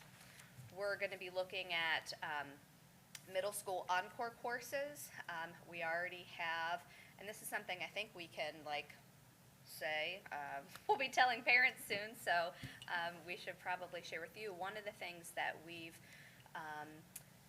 that we feel very strongly about, and this is part of our Discovery program. We believe that all students, not just our most like academically, you know, students who are score highest on test scores, who maybe like are identified as gifted, experiences that are great for those students are great for all kids. And so that's really been kind of one of our underpinnings of our Discover programming, is building out those experiences for all kids. And yet we also know that there are needs of exceptional students, both from a special education standpoint, from a gifted and talented standpoint, that do have unique needs. And so we also want to make sure that we're attending to those needs as well. And so one of the things that we're really excited about at the middle school is that we're going to be able to, through some creative scheduling and kind of trading off, because there are some trade-offs, we're going to be able to have gifted service at the middle school next year. And so how we can continue to expand from our Discovery program and our gifted service at the elementary school into middle school and high school is something that we've been really, we've wanted to expand for quite some time. And so we're really, really excited about that and what can come from that. So that's just one example. There are other you know, areas that we'll continue to explore as part of middle school encore courses.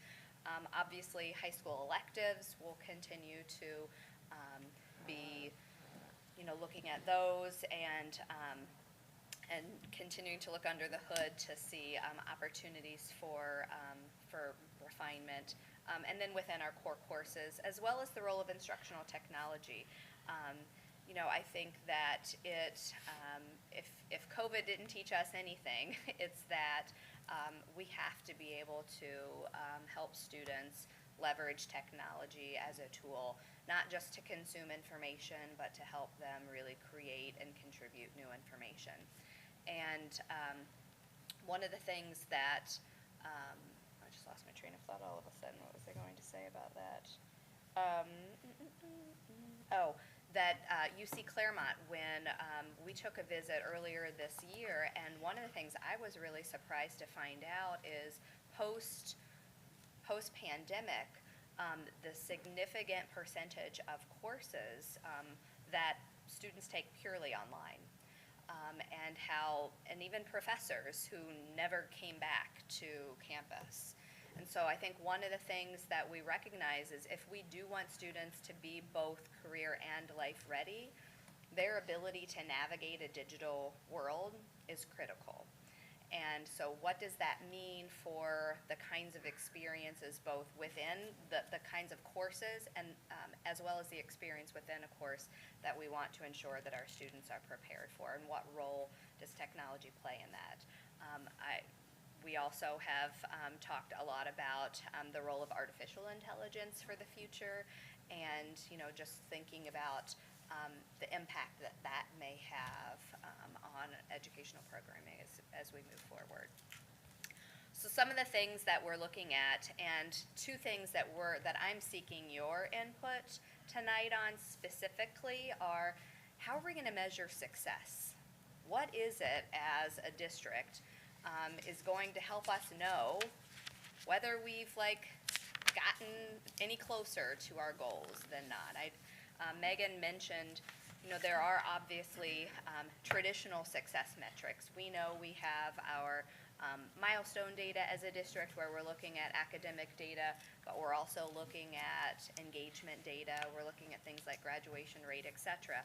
But I would say that as we look at things like our graduation plan, and Natasha asked the question, how do we see this evolving? I think it's very much connected with how we're going to define success. How are we, if you're a parent, how are you going to, what measures are going to be important to you to help you feel confident that your student is prepared for both career and life? And so I think that's a really important decision point for us to continue to think about, is how are we really going to define success? Is it going to come through something like a PACfolio that would be comprehensive? Do we have is it already branded for us, Randy, or trademarked, nobody else can use it? Yeah, definitely. Would it come from something like that really is able to tell a fuller story of what students are able to do beyond just credits earned and courses that they were enrolled in? Are we going to look to include information that is kind of tells a story about the aspirations that they have for their life, the kinds of experiences that they've had an opportunity to participate in, and how that's going to set them apart from other students that they may be competing with jobs against, or anything in between. But I think that's a really important part of our work that, again, I'm hoping we can have some conversation about tonight. And then I think the other part that I'm seeking from you is, what questions do we really need answers to that are going to help us really understand what our community, what our parents, what our students, we have ideas of questions, but what questions do you think we should be considering asking to really help us better understand what matters most to our community and to our families as we go about defining what success really is? So those are two things that I'm gonna seek your input on, because we recognize it no longer is just about how you performed on a test score, and these things are really important.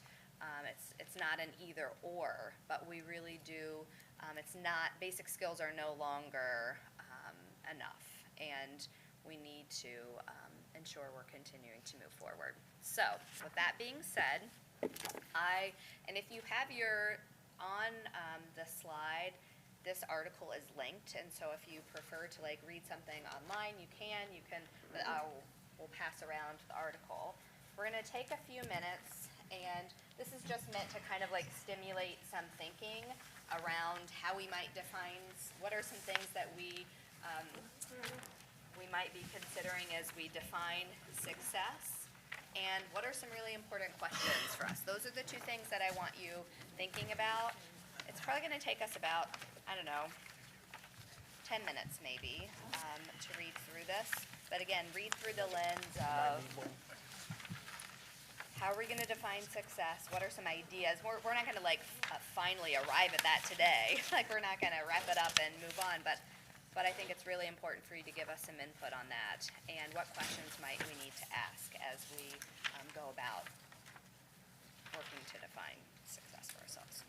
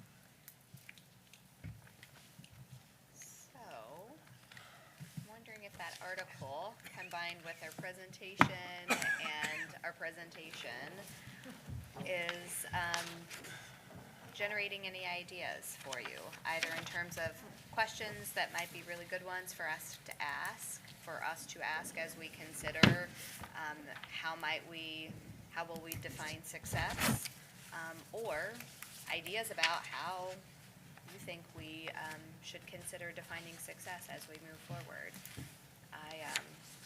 I think this article gave me lots of ideas to consider, so I just want to open up some dialogue.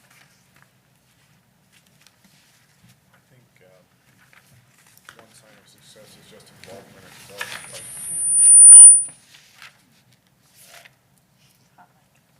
finding out what's getting the students engaged, like what's getting them interested. And it doesn't have to be a lot of work. Like the biggest thing that stuck out to me in this article is this point here that says we realize our students can do more than we imagined possible, and many need less direction than we had been provided. I feel like we work hard at trying to do these things when we don't even need to work that hard. A lot of the students can just bring it to us. And, we just need to work alongside them and listen to them most of the time. That's a question we have been asking ourselves, like, could this be something a student could do? Because if so, let's have students do it. That was incredible about even just the presentation. To start this was like, you can get these students involved in doing these projects.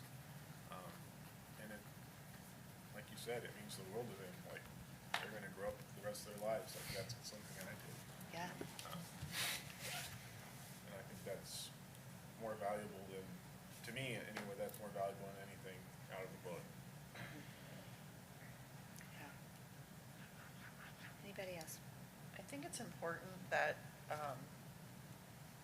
that we effectively communicate what these experiences are. You know, we have 1,800 students.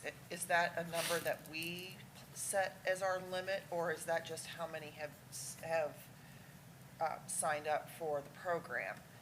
And it's not necessarily, like, we need to educate not only the student, but also our parents, because a student may find that they are really, really, like, attracted to this opportunity, but then they go home and, you know, discuss it with their family, and their guardian is like, oh, well, that's just a way for you to get out of class. And maybe they're getting, so we need to educate our families on, life has changed. And I mean, I know we're doing a really good job of that, but sometimes, I think it doesn't necessarily, there's simple information that doesn't get to our parents because they don't take the time to do it, but I think that would help our students because we didn't do that when we were their age. You went to school, you sat in class, you changed classes, and you did your thing. So,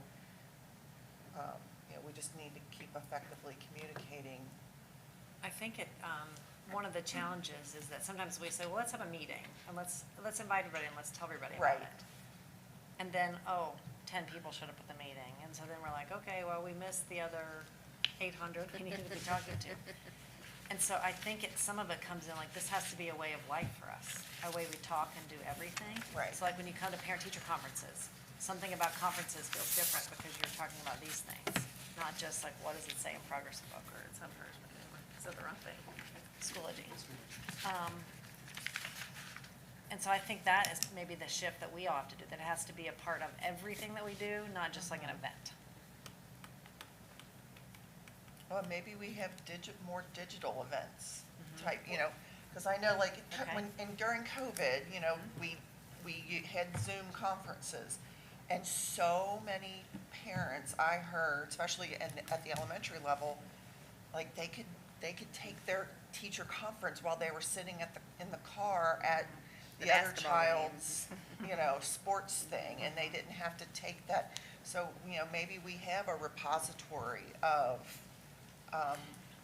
digital, what is CBL, what is, you know, and, you know, those different types of things. You know, we want to make sure that our kids have that digital ability, but maybe we need to expand it to our parents And too. you're right, you kind of need it like when you need it, not like all, because like we always are drinking by the fire hose. Right. In August when it's time for school to start up or scheduling season or whatever. It's too much to take it all in at once. So little bite size. You were gonna say something? Just to piggyback with what you guys were saying, again, in our community, we have a lot of grandparents raising kids, and I always think to my mom, I keep saying, did you check your email? She's like, I don't even know what an email is. Do I even have an email account? And I'm like, yes. And so to do some type of a digital learning, I know there's a gentleman, he's on Twitter, I can't think of his name, something Smith.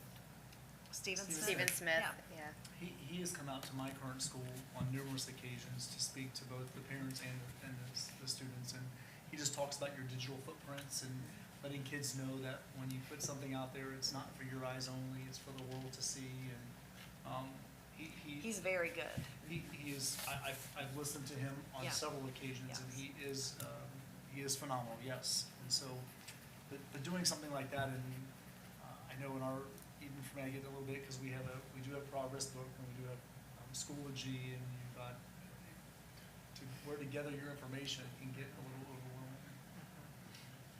Well, and I think exploring those digital options and timing is still important, because we had Stephen Smith a couple years ago. It was before COVID. Before COVID. And our turnout was like 10 people. And so, like, we have a gap in like what we offer and then what gets attention and how we sync all that up. And so we're not gonna give up, we're gonna keep trying things, but it's a real challenge. And again, I keep saying this, I've had this conversation, I don't know how to get people, like, how do you get them to come to the things and get away from typing stuff and come talk to us? Right. Well, we're gonna keep pursuing it. One of the things, and it was in a different kind of context, but I think one of the things that, and you referenced the quote, Michael, about we don't realize just how much students are capable of, we don't give them credit for that. In a meeting that we had earlier today, we were talking about a student who is working on a plan in school where he's able to earn some rewards for having done certain things. And his ability to be able to articulate, like, this is what I have to do, and this is what I'm working towards, and when I, like, meet this goal, then this is what happens next. And that he's an elementary age student.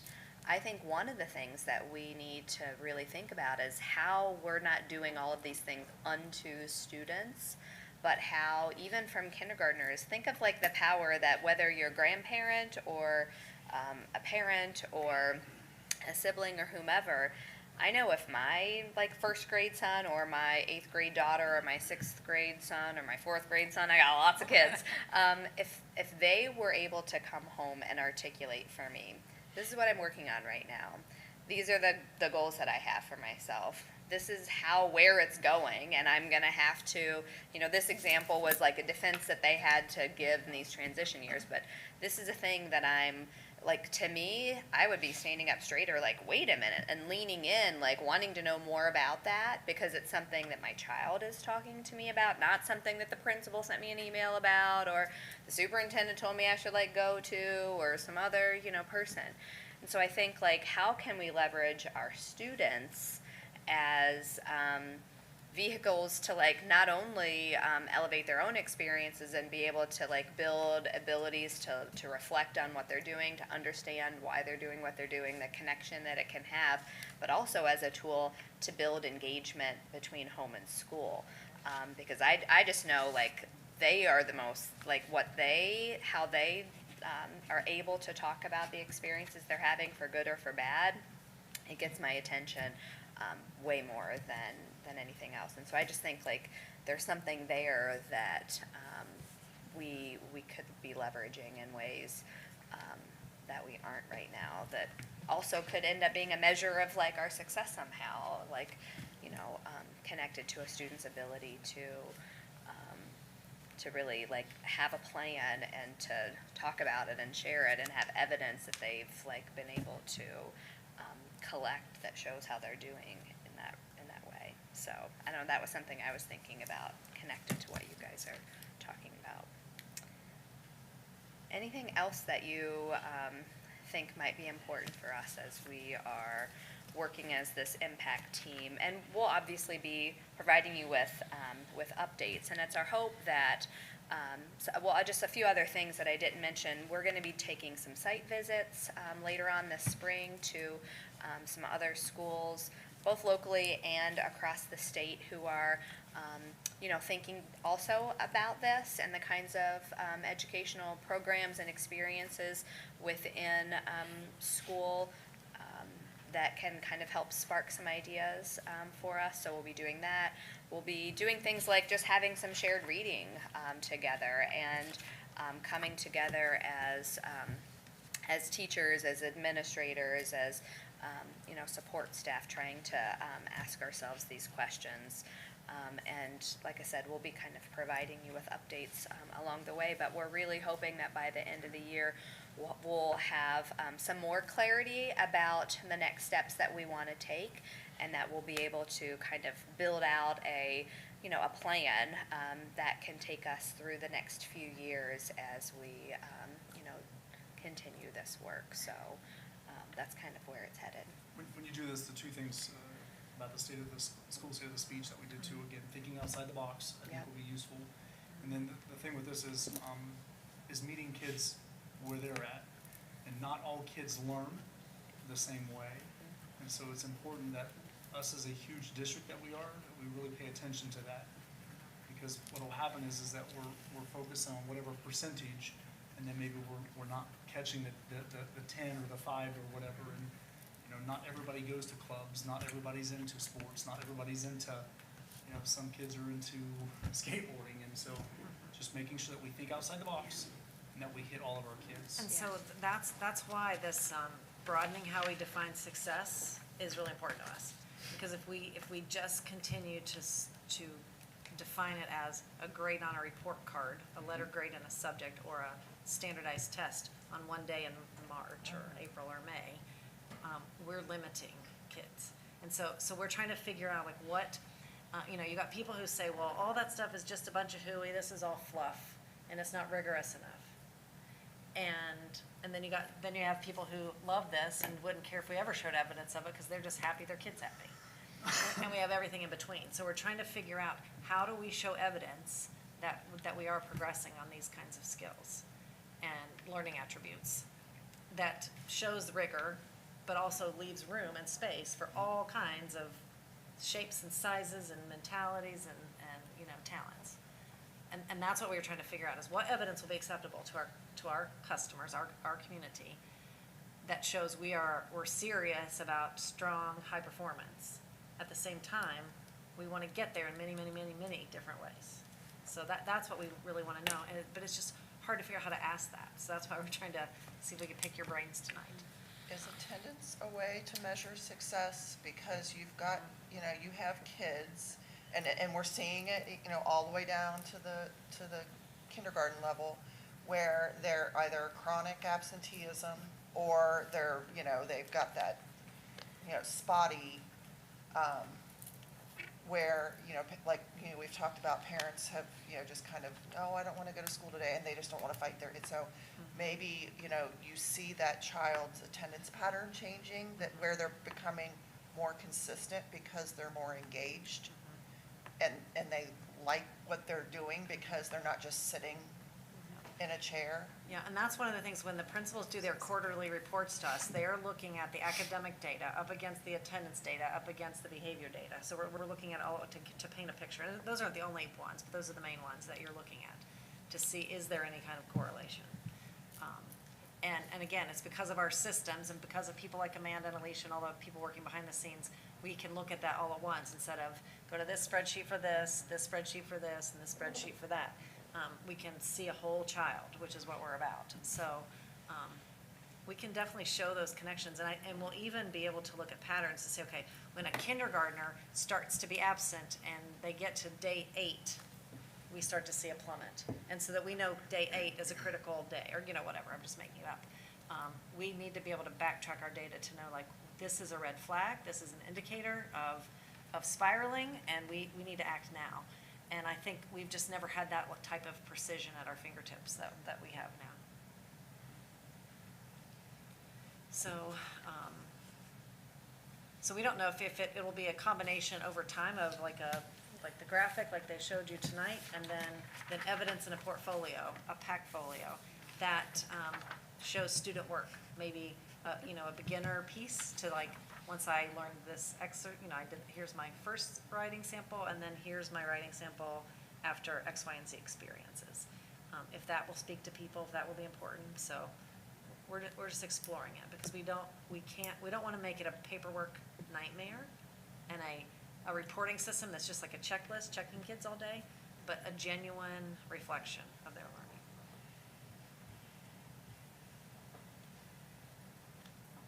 We're going to be doing a React coming up. It'll be late March or right after spring break, I think, is where it's going to land. And so do you think asking these questions here in the worksheet would be good ones to find out from our community? It's page 2, I think, maybe 3, questions 1 through 4.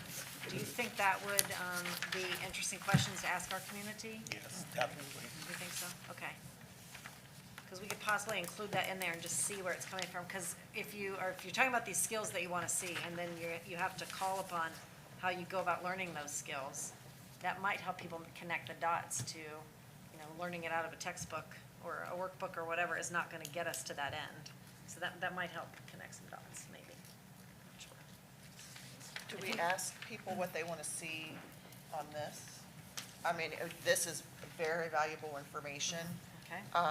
But, do they, do we need to incorporate an attendance split? Whether it's just a little pie chart or, something to show how that's impacting. Yeah. Yeah, that would be interesting to get some feedback on that. Because I'm like not a normal mom. When I go to a parent-teacher conference, people expect me to come at it from like a curriculum kind of lens, but I'm like, so does my kids have any friends? Do they have any friends at school? Like, are they nice to other people? Like, that's really what I want to hear from the teachers, and you don't get that in a report like this. And I know that's pretty simplistic, but it's like, how do we just show the array of the kids? So attendance, is there anything else you guys would think of?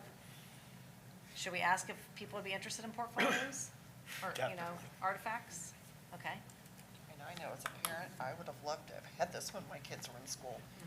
Did the New York region still allow a variance, I think is the name of it, from the state testing by doing some type of project or portfolio? Do you know? Well, there were some exploration, like some pilots that they were doing around the state. It's been a while since I've heard anything about them, so nothing new has been adopted. That's a choice statewide. Yeah, I agree. I do think that, what I hear you talking about, and I loved this question of just like, what do we want our diploma to mean? And so like, I think that's kind of like at the heart of this, like, what do we want, what do we want our students to be able to, like, whether it's at a job interview or a college entrance scholarship interview, or as part of their, application, what do we want them to, what evidence are we going to have that tells whomever that is, whether it's college, career, whatever, what it meant, what a West Clermont diploma actually meant, in a way that tells this kind of information, but also allows students' unique interests and abilities and talents and how they've been able to apply those things over the course of their career as a student in West Clermont, how they've been able to develop and apply those things in unique ways. I think, like, wow. I mean, and for prospective employers or universities to know, like, when they see a kid from West Clermont, they're going to know, like, that there's something special and that they're going to want to, like, know more. To me, if I'm trying to think about a way, like, how do you quantify that, I think is what I'm hopeful that we'll be able to do. And like I said, there are some, if you get a chance to just kind of like the backpack of success skills, for example, like just click on that at some, in your free time, and others that I just think, like, to me, it really does, it helps me think about some possibilities for what this could look like in a way that doesn't feel like totally overwhelming, but it feels doable. And the reality is we're having kids, like we're collecting all kinds of information about what they know and what they can do, but not necessarily in a systematic kind of way that kids could look back on over their careers. So, anywho. One of the things that I see is when you ask the question, what does our diploma mean? I see sometimes our kids struggle with understanding the value of coming to school. It's almost like a forced thing to them. And so I hear all the time, I hear kids all the time, they're like, oh, I don't know why I gotta be here. And I'm like, it's a struggle now, but it will pay off down the road. And so that's, trying to maybe educate the, no pun intended, educate the kids on the importance of getting their education. And you may not get it now, because I said the same thing, I'm like, well, I gotta be here too. And they're like, well, you're getting paid. I'm like, so are you. Right. Just different currency. I think along these same lines, I think I don't know how, but if we could kind of show what they're interested in and what they enjoy, because what they're good at on paper and number-wise isn't always reflective of what they actually enjoy. I know that's the same for me, like what I was good at in school and stuff, I'd probably be miserable if I followed those career paths, but if we can somehow put that information on paper, I think that would help a lot. Well, we have a tool called School Links that is meant for career exploration, and it's meant to be interest surveying, and it has several components that I think can be And aligned with this. we've actually dabbled with incorporating some of that data here, and we've been it exists now like in Power School, so it might say like, what were your career interest clusters? And so is it something that you think like that based on how you've responded to a certain set of questions, it might appear as if this type of work would be best, that you would be best suited for. It's funny, my sixth grader, he's also doing some of those things at school, and he came home and he said, yeah, Mom, he said they use a different tool, it's called Zello, but he said, yeah, Zello. I was like, I'm not sure about that. He said, I don't know what I must have answered. It told me that it thought I should be a bartender and a truck driver. So it's same thing. Yeah, it was just kind of like, oh, I don't know if there was. Use that here. That's not what we're doing. But I was like, yikes, I don't know what you're thinking. Maybe bartenders and truck drivers. Yeah, maybe so. So I think that, to your point, and that's something that we've talked about as a secondary team, like how can we leverage that data in addition to other surveys that we may ask of students as we're building out educational programs and options for students over the next 4 years. If we see that sixth graders have interests that look like this, and seventh graders like this, and eighth graders like that, how can we be preparing for those things so that we're not just like the next year having to like hurry up real fast and like reimagine some things. So I know as parents, a lot of times we will see those things at home growing up, but we don't see them as they're challenged in multiple different areas. And I think somehow collaborating the two minds together get somewhere. Yeah, kids don't tell their parents everything. Yeah. Or they don't want to tell them that, mom or dad wants you to be the physicist, but they really want to be a musician. A musician something, or what, whatever the scenario is. Is this document like, so graduating seniors, will they have access to this? Like when they request their transcript, so they'll get their transcript plus would they get this? I mean, it would be something that they could also, use to, when we're able to, bring in, the different things that they've, whether it's internships or programs or different And we've things. even talked about like if we were to explore something like a Packfolio, including like a link to that here so that whomever that they would be providing this to would be able to then like directly see something connected to them as a unique individual. So, I mean, I think there are all kinds of possibilities to consider.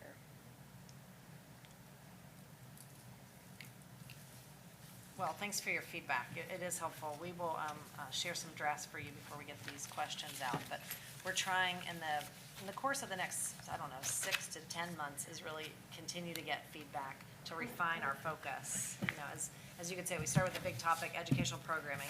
Ellie gave you some more clarity today as to how we're defining that. And we can't just flip a switch and change everything from pre-K to senior year overnight. So we want to build out a plan that kind of builds on each other, and that is doable for our district, and not just a drastic like whiplash and change overnight. So, okay. Thank you. No comments from me tonight. And Dan, Okay. you got some really interesting things to share We today. do have some interesting things Yes.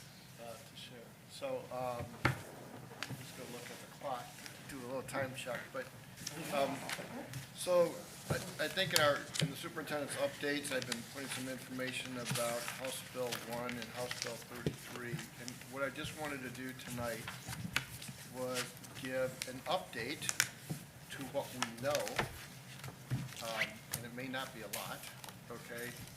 But some things we know about both House Bill 33 and House Bill 1 as we go forward with it. So, and I'm going to take you back a little bit. So if we go back to November, we had our 5-year forecast that had some projections in it. Things were positive. The main reason they were positive because of 2 revenue assumptions in it. One was that the state funding, that we believe that even though the fair school funding model and formula didn't provide any increases to us, that there was at least going to be a guarantee that we wouldn't lose money, okay? And so we had that projection. The second revenue item was that 2023 is a reappraisal year. It's our triennial reappraisal. Again, there's 2 reappraisal time periods. The first 3 years is a triennial, which is basically a percentage adder when the auditor looks at the housing market and what has taken place as far as sales. One that occurs every 6 years is like a full reappraisal where they go a little bit deeper into that valuation with it. So 2023 is a triennial reappraisal. Through conversations that we had with our consultants, with the auditor's office, and what was going on around the state as far as property values. And again, our property base in this school district is primarily residential. We have some commercial, industrial, but it is primarily residential to do it. And when we looked at that, we thought it really a conservative number, again, because what was going on around the state was about 15%. Because we are at the 20 mil floor, and what that really means is that if you take all of our millages together, that are continuing millages, okay, that the effective rate of those is less than 20 mils. So at a minimum, the auditor has to assess 20 mils on the property values. When the value grows, the valuations grow, we would get additional income. That strategy was set by this district years ago, okay, and it still works today. You've heard about House Bill 920, which is House Bill 920 is the equalization formula, which really says that when the voters passed millage, they were really passing a dollar mill, okay, in the form of mills.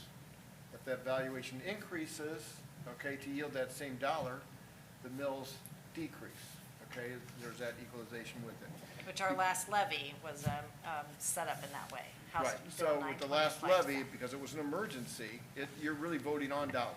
Yeah.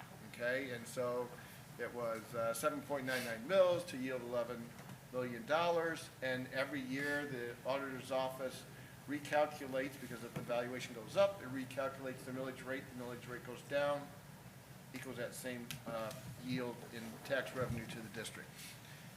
With those millages that are on the 20 mil floor, and this is important as we come up to the future a little bit,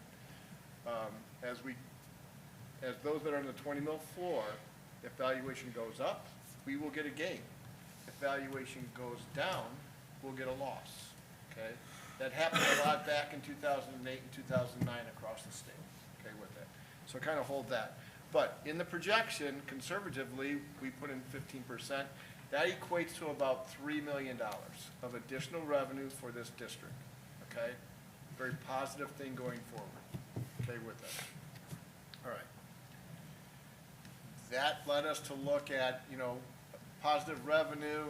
We know we have some expenses coming up. We have negotiations coming up at the end of, which would kick in at the end of '24.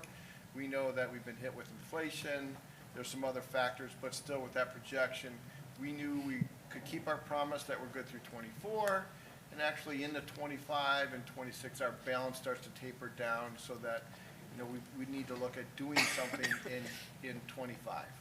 Okay, great, so that's there. We talked about back in November, and then more recently at the State of the Schools, what are some of the challenges, opportunities, and uncertainties for us?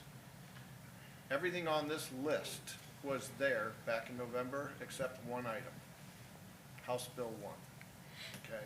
So we're gonna talk about House Bill 1, and we're gonna talk about we didn't have House Bill 33, but we knew that there was gonna be a new biennium budget, and that's what House Bill 33 is, the new budget, okay, with that. So we're gonna talk about these things as we go forward. Okay, so ever since the governor released his budget, okay, which eventually became House Bill 33, okay, with different things, there's been conversations, there's been simulations, there's been different calculations for that, okay?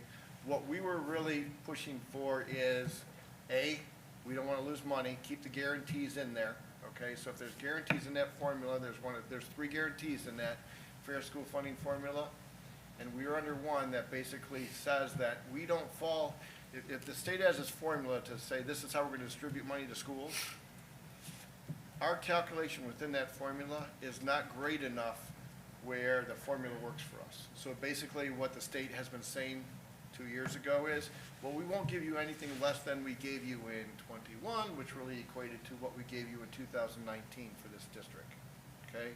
So we've been held harmless, staying flat since 2019. That was the projection going forward with that, okay? With House Bill 33, which is that new biennium budget for the next 2 years, okay, that formula was continued, and it was continued in as a phase-in, okay? So proponents of, when you read your OSBA newsletters, when you read the information that the superintendent and I get from our association, from Bass and OASBA, okay, it really talks about supporting that fair school funding formula. It talks about having it fully funded. It's not fully funded right now. That's what we're pushing for, okay, to do that. If you look at the chart up here that's here, in FY23, it's our current year, from the state, we get $28,510,000, okay? The governor's budget, when it was first presented, included, the projection for us was $28,819, and that gave us an increase in '24 of $309,000. That $309,000 was primarily funding that was outside the formula for school resource officers, okay? And I'm going to tell you how that got calculated in a minute. The second year, basically, again, flat. The change was about $93,000, okay, with that. So in the governor's proposal, we're flat in the revenue, on the inputs that were there for that calculation. For the school resource officers, $309,000. That calculation came about by this. The governor wanted school resource officers in every school building. So schools have the option, or school districts have the option to say, yep, we want that. Go ahead and fund us for that. We have 9 school buildings. The calculation there is 9 school buildings times approximately $90,000 for a school resource officer. And you think about it, well, wait a minute. Romano, you told us that we only got 309. If I multiply 9 times 90, that's 810,000. Where's the rest of the money? Well, even though it's outside the foundation formula, the decision was that they would fund us based on our level that we get from the state. So if we get about 38% funding from the state, you take that 810,000 times 30-some percent, and we get $309,000, okay? Keep that in mind when we talk about advocacy in a little bit, okay? So we've got money outside the formula, which is great for us, okay? Any additional funding that comes, or comes to schools, we want it outside the formula, okay? The next year, there's just a little bit of change with it. You'll see now that districts are talking about updating the inputs to the formula, okay? So what that is all about is there's this base calculation for school districts that says what's really the cost of education. We're gonna make that the base, okay? In the last 2 years, the base that they've been using are cost inputs from 2018. It's 2023, so in this current year, those inputs, those cost inputs. Which for us was even years, I mean. Yeah, they were 5 because years it- back. Because okay? we hadn't added any more 2 money. years, right. To 2 the years prior to system. COVID. It was like I don't even remember, I just remember it's like way back. So salaries, In cost of education 2022, supplies. we were using 2012 numbers. So it goes back. Okay, those were the inputs that drove what we got in '22 and in '23, okay? If they were to update those cost inputs, okay, to '22, okay, another, at least, you know, that's the hard numbers we have now because we don't have '23 numbers. If they were update those numbers, and I'm gonna put a big asterisk on this, okay, that simulation said we would get 29,965,000 or 1.4 million, not including the school resource officers. So right away, and you know, I thought I had the bald spot because of age, but it must be from scratching my head because I'm saying, how do we gain $1.4 million? What I don't know, because there's an offset in that, is if our new valuation is in there, okay? So that could be a real number, that could not be. If you read underneath there, all that verbiage that is there, that's the big caution that says, hey, these simulations aren't specifically for school districts, they're really to help the state find out what the total cost would be for all 612 school districts, okay? So you may see that number, you may see people, legislators are saying, hey, you're gonna get an increase. We don't know that for sure, okay, with that. So those are the 2 years numbers are out there. So, Which where do we makes our go from there with planning House Bill really, 33? challenged. Okay, am I losing you, or is this okay so far? All You're right. frustrating them, I can tell. There's a lot of detail started behind with all the- this, I'm just trying to get the summary. Yeah, we need him at the beginning of the We meeting. started with all the good news and now he's I know. dragging us down. That's how we felt earlier today. This will not be our last trip down this lane because it is very complicated and it almost changes on a weekly basis lately. So if we want to advocate for something, with House Bill 33, here's the things that we look at. Number one, we want the guarantees to continue. This bill hasn't passed yet, remember, okay? So there's plenty of opportunity for people to make changes, okay? We want the guarantees to continue so we don't lose money, okay? That has to stay in place. Number two, where possible and whenever possible, if there's additional funding, like they did with the SROs, we want two things to happen. One, keep it outside the formula, right? Because if it was inside the formula, and I asked this question, if it was inside the formula and we're under the guarantee, would we get additional revenue? The answer was no. Okay, so we want it outside the formula, okay? Number two with that, okay, is that we want that fully funded. We don't want that offset with a local share, okay? Because there is no additional money right now for that, okay, except we take it from somewhere else, right? Either we take it from a cash balance or we take it from some other activity, okay? And I'd have to fight these people to get that, okay, and that's not gonna happen. So we want it fully funded, okay, to do that. The third thing is, go ahead and update the cost factors, okay? That's gonna benefit, it's gonna benefit all schools. Whether it benefits us or not, I am not 100% sure, okay? But if you update the cost factors, it gets us closer to being on the formula, okay? Doesn't mean we'll be on it, okay? But as years goes on, we could be closer to it. Once we're on the formula, because we are increasing in enrollment, there's the possibility of more funding, okay, to do that. The fourth thing, okay, and this is probably a hard one to explain, is that ensure that the offset calculation is real and not phantom capacity. Because right now when that formula, what happens is, there's this belief that the wealthier the school district is by property value, the wealthier we are by average income, that there's this capacity to offset what the state gives us. And all capacity is that, well, there's this number that if you had your voters pass a levy, you'll get more money, okay? Capacity in itself doesn't give us more money. There's got to be some other action to do it, okay? All right? And so with that formula, those four things are what we really want to advocate for, okay? And that's a hard one to explain on the capacity, but it's a very real thing, okay? That if they're going to, for example, the school resource officers, right? What that current formula says with that is, hey, there's $90,000 per school. That's what a lot of legislators are going to think. It's not $90,000 for us because they're offsetting it with the local capacity. Well, just because if that bill passes as is, we didn't get any extra local money, okay? Kind of phantom until we go ask for more with that, okay? So that to me, that's the reason that's connected back up with the SRO funding is there's no money coming in just because they passed that to offset it. Okay, so that's there. All right. House Bill 1, I'm gonna jump to.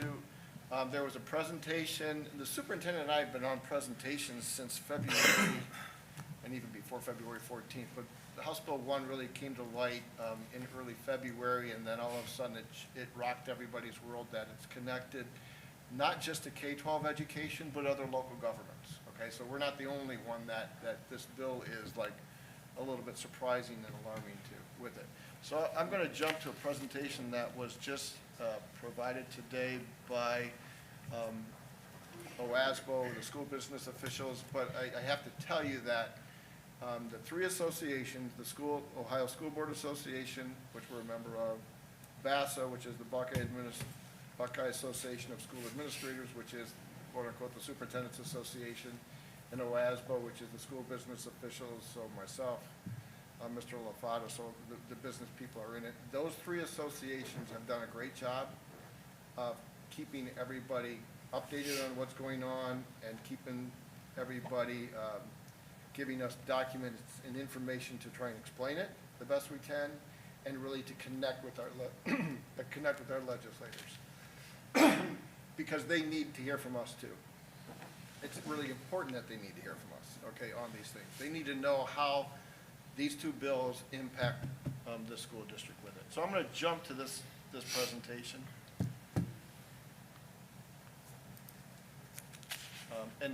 It's out there, and there's some other links that go along with it. So House Bill 1 was actually put forward by, I believe, a freshman legislator. And it really is about property tax and income tax. The intent of that bill is to establish a flat tax at 2.75% state income tax, okay, to do that. There's already been one hearing on it last week. I believe there's a second hearing on it tomorrow. At the first hearing, the legislator that proposed the bill spoke, and even he himself was surprised at some of the direction of that legislation, that it was not maybe what was expected because of House Bill 920. So I'm going to walk through, and this PowerPoint does a pretty good job of explaining what's really in this bill, what the intent was, what the underlying interpretations are, and where we stand with it. We are a little bit unique in this district because of two factors. One, we're at the 20 mil floor, and two, it's a reappraisal year, okay? So there's some uniqueness to that amongst 612 school, or whatever it is, 612 school districts, okay? There's some uniqueness. Are there others like us? Yes, but there's not a whole lot, okay, to do that. All right, so the intent of the bill, okay, was to go to a flat tax, so basically reduce to a single income tax rate for the state of 2.75%, okay? So flat means basically everybody, okay? That would be a reduction of revenue to the state, okay? In order to make the state hold harmless to that, or for that, where they're going to take that money was from eliminating the 10% property tax rollback reimbursement, revising the 2.5% homestead rollback, okay, and then that whole program. Flat rate income tax rate of 2.75%, eliminate the 12.5% homestead rollback provision, okay, with that, in order to do that, all right? So that the state would actually be neutral with it too, okay, as we go forward. If the homestead rollback provision, okay, was to be eliminated, okay, what they intended to do was, well, there's this thing called House Bill 920, okay? What they intended to do was, we're gonna reduce the property assessed percentage from 35%, reduce that by 10%, down to 31.5%. So, reduce everybody's income taxes, right? Less money to the state from income tax, okay? To offset that, okay, or the provision for the homeowners was go from 35% so that the homeowner or the property or the taxpayer is held harmless, to reduce their property valuation from 35% to 31.5%, okay? So that the taxpayer wouldn't have to pay it on their property tax, all right? The other part of that bill was, there was an inflation adjustment that says, as valuations went up, we'll even reduce that 31.5% even lower, okay, to do it. All right, here's the problem. I explained to you before, House Bill 920 came back and said, hey, when school districts pass a levy, they're really passing dollar amounts, and that equalization says that if values go up, the rate will be reduced. Well, House Bill 920 also works in reverse. If values go down, so now instead of 35% times the market value, it's 31.5%. Valuations go down, the rate's got to go up. So who pays and basically has to pay for that income tax loss? Are property owners, okay? The question mark there is, that was never thought of when the bill was passed, okay? That was kind of left out, the real impact of House Bill 920, okay, to do that. So there's an interpretation that says, okay, if House Bill 920 applies, rates are adjusted up, there is going to be a loss to school districts, which is really on our inside millage. So you have to think of millages this way. I talked about our continual levies that were on the 20 mil floor. That's one group. There's inside millage. So inside millage is, there's 10 mills that are split between the township, the county, the school district, and the other overlapping government. Okay, we have 4.2 inside millages. The interpretation is there, we will automatically lose on our inside millage, lose dollar amounts. Right now, our inside millage, 4.2 mils, is dedicated to the Permanent Improvement Fund, which go to two things. There's the $0.5 mil for the OFCC projects. In order to get that money, we had to say, hey, we're going to set aside a $0.5 mil for maintenance and upkeep of those buildings. The state said you have to do that. The second part is the 3.7 mils, really was set aside in the past to pay for the debt, $99.5 million of debt for the high school and some other improvements that were done going back to 2017, okay? We would actually, because that's inside millage, it's not dedicated millage from a bond issue for that debt, we would actually lose money, okay? The other type of millage is if there's bonded debt, and we do have some bonded debt. I think we have like 1.16 mils for our bonded debt, okay? We're not gonna lose on that, because the bond passages say that voters, you're voting a dollar amount, so regardless of what was on that ballot as far as millage, county auditor says we're gonna pass, or we're gonna assess millage to pay off that debt schedule. So that's done, okay? We don't lose there. The other types of levy, as I said, are the emergency levies. We have two of those. We have one that's a continuing substitute levy. So there's an emergency levy years ago, and back in 2009 or 10 or somewhere back then, there was a substitute emergency levy, which basically says that's going to continue on for the same fixed dollar amount. Okay, that is there. The other emergency levy was the one that was passed in 2020. That's 10 years, okay? So we're, you know, in year 3 of that, okay? That's really that fixed dollar amount too, okay, for that, all right? That pretty much we should not lose any money on because it's an emergency, okay? So what we're really talking about if House Bill 920 comes into play in either scenario is we'll lose on the inside millage, the 4.2 mils. The big question mark to me is, okay, and I've asked this from day one, and all the experts, I don't have an answer on it yet. We're set to gain the $3 million, okay, from the reappraisal, okay, at 15%. If you look at what's been going on around the state, it's been more than that, okay? So at least that. Depending on the timing of how that's applied, before or after the reduction of the 35% to 31.5%, I don't know if we'll get that gain or not. Regardless, if it's before or if it's after, once that's done, we will come off the 20 mil floor. We'll come off of it, okay? So in other words, future increases in property values, okay, temporarily until we get back down to 20, will not get us additional revenue if this bill goes through, okay, depending on how that goes through and what they do or make changes to it. That not only affects us, it affects any other local government, okay, that has property tax millage with it, okay? Some of the things some of the nuances that are there, okay, is, well, who does that really affect? So what I learned today, which I didn't know, is the lowest rate is 2.76%. So, and rates are based off of what level of income, right? Okay?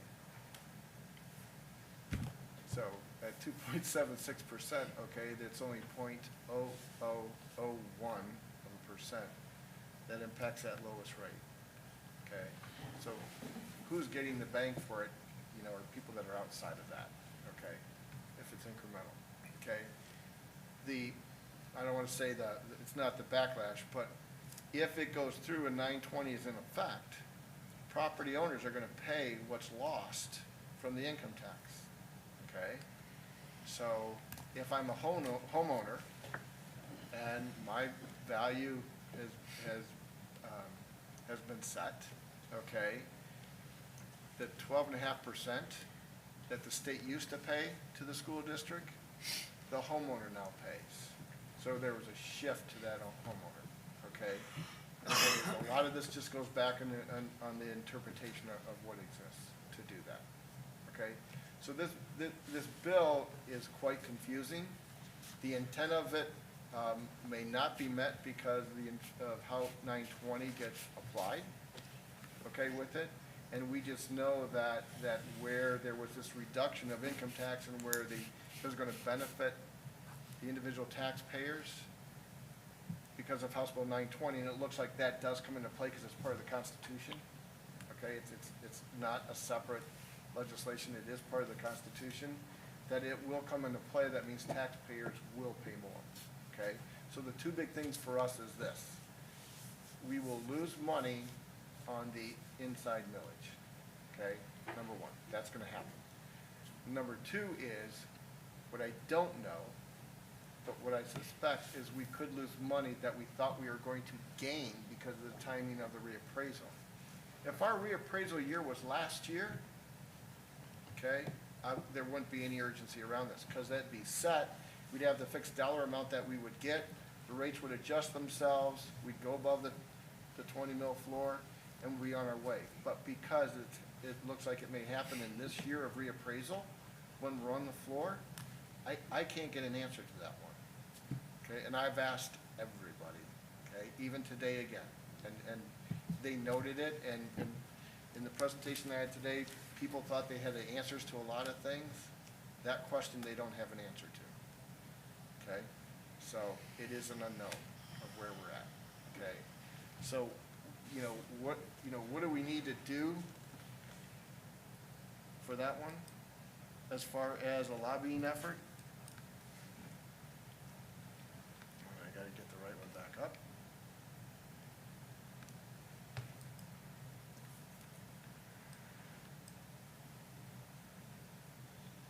Okay. All right. So 2 points of loss are, okay, our inside millage, we don't want to lose that. Okay, that's really substantial to our PI fund and to money that we would lose in our half-mil OFCC to maintain the buildings. Also, okay, the question is, do we lose the gain that we otherwise would have received, not only for this year, okay, reappraisal, but 3 years up the road for the sexennial, okay, which, depending on where the market goes then, right, the housing market goes then, could add dollars to this district too, okay?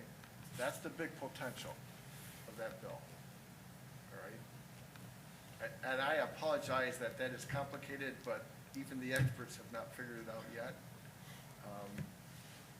And there's just some nuances with this district that leave things in question, okay? This morning's meeting, the superintendent's meeting, with the cabinet, the question is, well, when will we know? Okay, I hope by June 30th, right? Because the biennial bill should be passed, the state's budget needs to be passed by then. Okay, the fiscal year for the state starts July 1, so we want to know by then.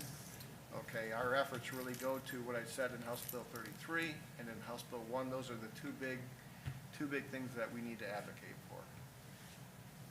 All right, to do that. I'm not opposed to taxpayers getting a decrease in their income taxes, but it can't come off the backs of K-12 education, nor off the backs of other local governments, okay, to do that. And right now, that's what's poised to happen. Okay. Questions, or did I totally confuse? And I don't mean to end on a downer. Hopefully this can all go away and go off our merry way, right, and do things. But it is a big discussion item in your emails and different things you get, different newsletters. You're going to see a lot of them. Above all, if there's something comes up and you have a question, give me a call, and we can walk through it and see it. But that's pretty important. I had one more comment. It almost seems to disproportionately impact seniors, right? If I'm on a limited income, okay, retirement income, and that rate's reduced, I may already be at a low rate in the first place, okay? But yet, then if I own my home and my property tax bill goes up, it's gonna go up more than what I got reduced in my income, state income tax. So that's a big thing. And what will they see? Where will they see? They'll see that on their tax bill. Schools have the biggest part of the pie. And when they look at that tax bill, okay, because they won't get that reduction anymore, they'll look at who they paid it to last year and who they paid it to this year, and they'll say West Clermont School District. Everybody else will have an increase too, but the biggest portion will be to the school district. Okay. The state's gonna ask us to rely on them even further. Yeah. Looks like we're the ones that increased taxes, but we didn't. So, that's what's going on. All right. Well, Questions, or? All right. we'll revisit this on the 20th, because I'm sure there will Yeah. be some, we'll know a little bit more probably Yeah. in 2 weeks, so we'll just revisit. The two calculations that I'm working on, and one, there was a calculator provided today, is assuming that, there's two assumptions. What will we lose on the inside millage, okay, which I can do, but there's a calculator for that. The two calculations are, one is if the reappraisal was put in place prior to the reduction of the rate, the 35% to 31.5%, or what if the second calculation is, what do we lose, or chance to lose in the gain, okay, if that reappraisal comes in there, and then the 31.5% is applied against that before the equalization factors, okay? That's a huge question, okay, to do. At first, weeks ago, people thought, oh, you're not gonna lose any more. Then all of a sudden, as I defined the question a little bit more about the timing, you know, nobody really knew that answer. It's an unknown right now, so that's where we're at. And I made enough comments, so I won't have any more comments. Alrighty, board comments. Mr. Patton? I actually have no comments tonight. Mr. Trumbull? Should have these before that. Right. I'm not gonna No. double dog dare anybody to make a comment. It's exciting to see all the opportunities that we're building and providing our students. I wish I had like even a fraction of what we're offering when I was going through school, so I loved everything you guys presented tonight. I think we have a gym here as far as our team and what we're doing. And I know I appreciate it especially. I think it's gonna be huge for my children, so thank you. Mr. Rudy? Nothing, my brain's fried right now. I don't get along with numbers. I'm really depressed. You can see the headline, Treasurer Depresses Board. I just want to congratulate Mrs. Testa and Mrs. Dorman for their awards. I've had the privilege of, both of my children had them as teachers, and I've known Mrs. Testa since we were in high school. So they're both amazing people, and they really do, you know, they give it back to their students for the credit, but they're special individuals that we're blessed to have. The Willowville presentation was amazing, and their little minds and just everything that they learned, and they retained it, and, you know, they're processing it, so that's cool. And I just love the WC Your Future program. I mean, I'm just so excited about what you guys are able to do, and give our kids, like, when they walk across the stage, like, they're gonna have a goal and not be waiting, you know, oh, what am I gonna do? So that's amazing, so thank you for everyone and for being outside the box. We do have need to go into executive session this evening. We will not be returning. Do you want me to read what that's for? Sure, if you would like to, that would be fabulous. I don't know if you know, or do you have it? I have it. Oh, all right, go ahead, I didn't know if you had it. Okay, so we're going into executive session for the purpose of considering the appointment, employment, dismissal, discipline, promotion, demotion, or compensation of a public employee, to consider the investigation of charges or complaints against a public employee, official, licensee, or student, to consider the purchase. Do I need to read all of these? You're at the last one. Okay, perfect, all right. Can I have a motion? I'll make the motion. All right, Mr. Patton, and a second. Second. Mr. Rudy? Any discussion? Mr. Patton? Yes. Mr. Rudy? Yes. Mr. Chumley? Yes. Mrs. Delaney? Yes. 4 yes. All right, thank you for attending tonight, and our next board meeting is on March 20th. March 20th.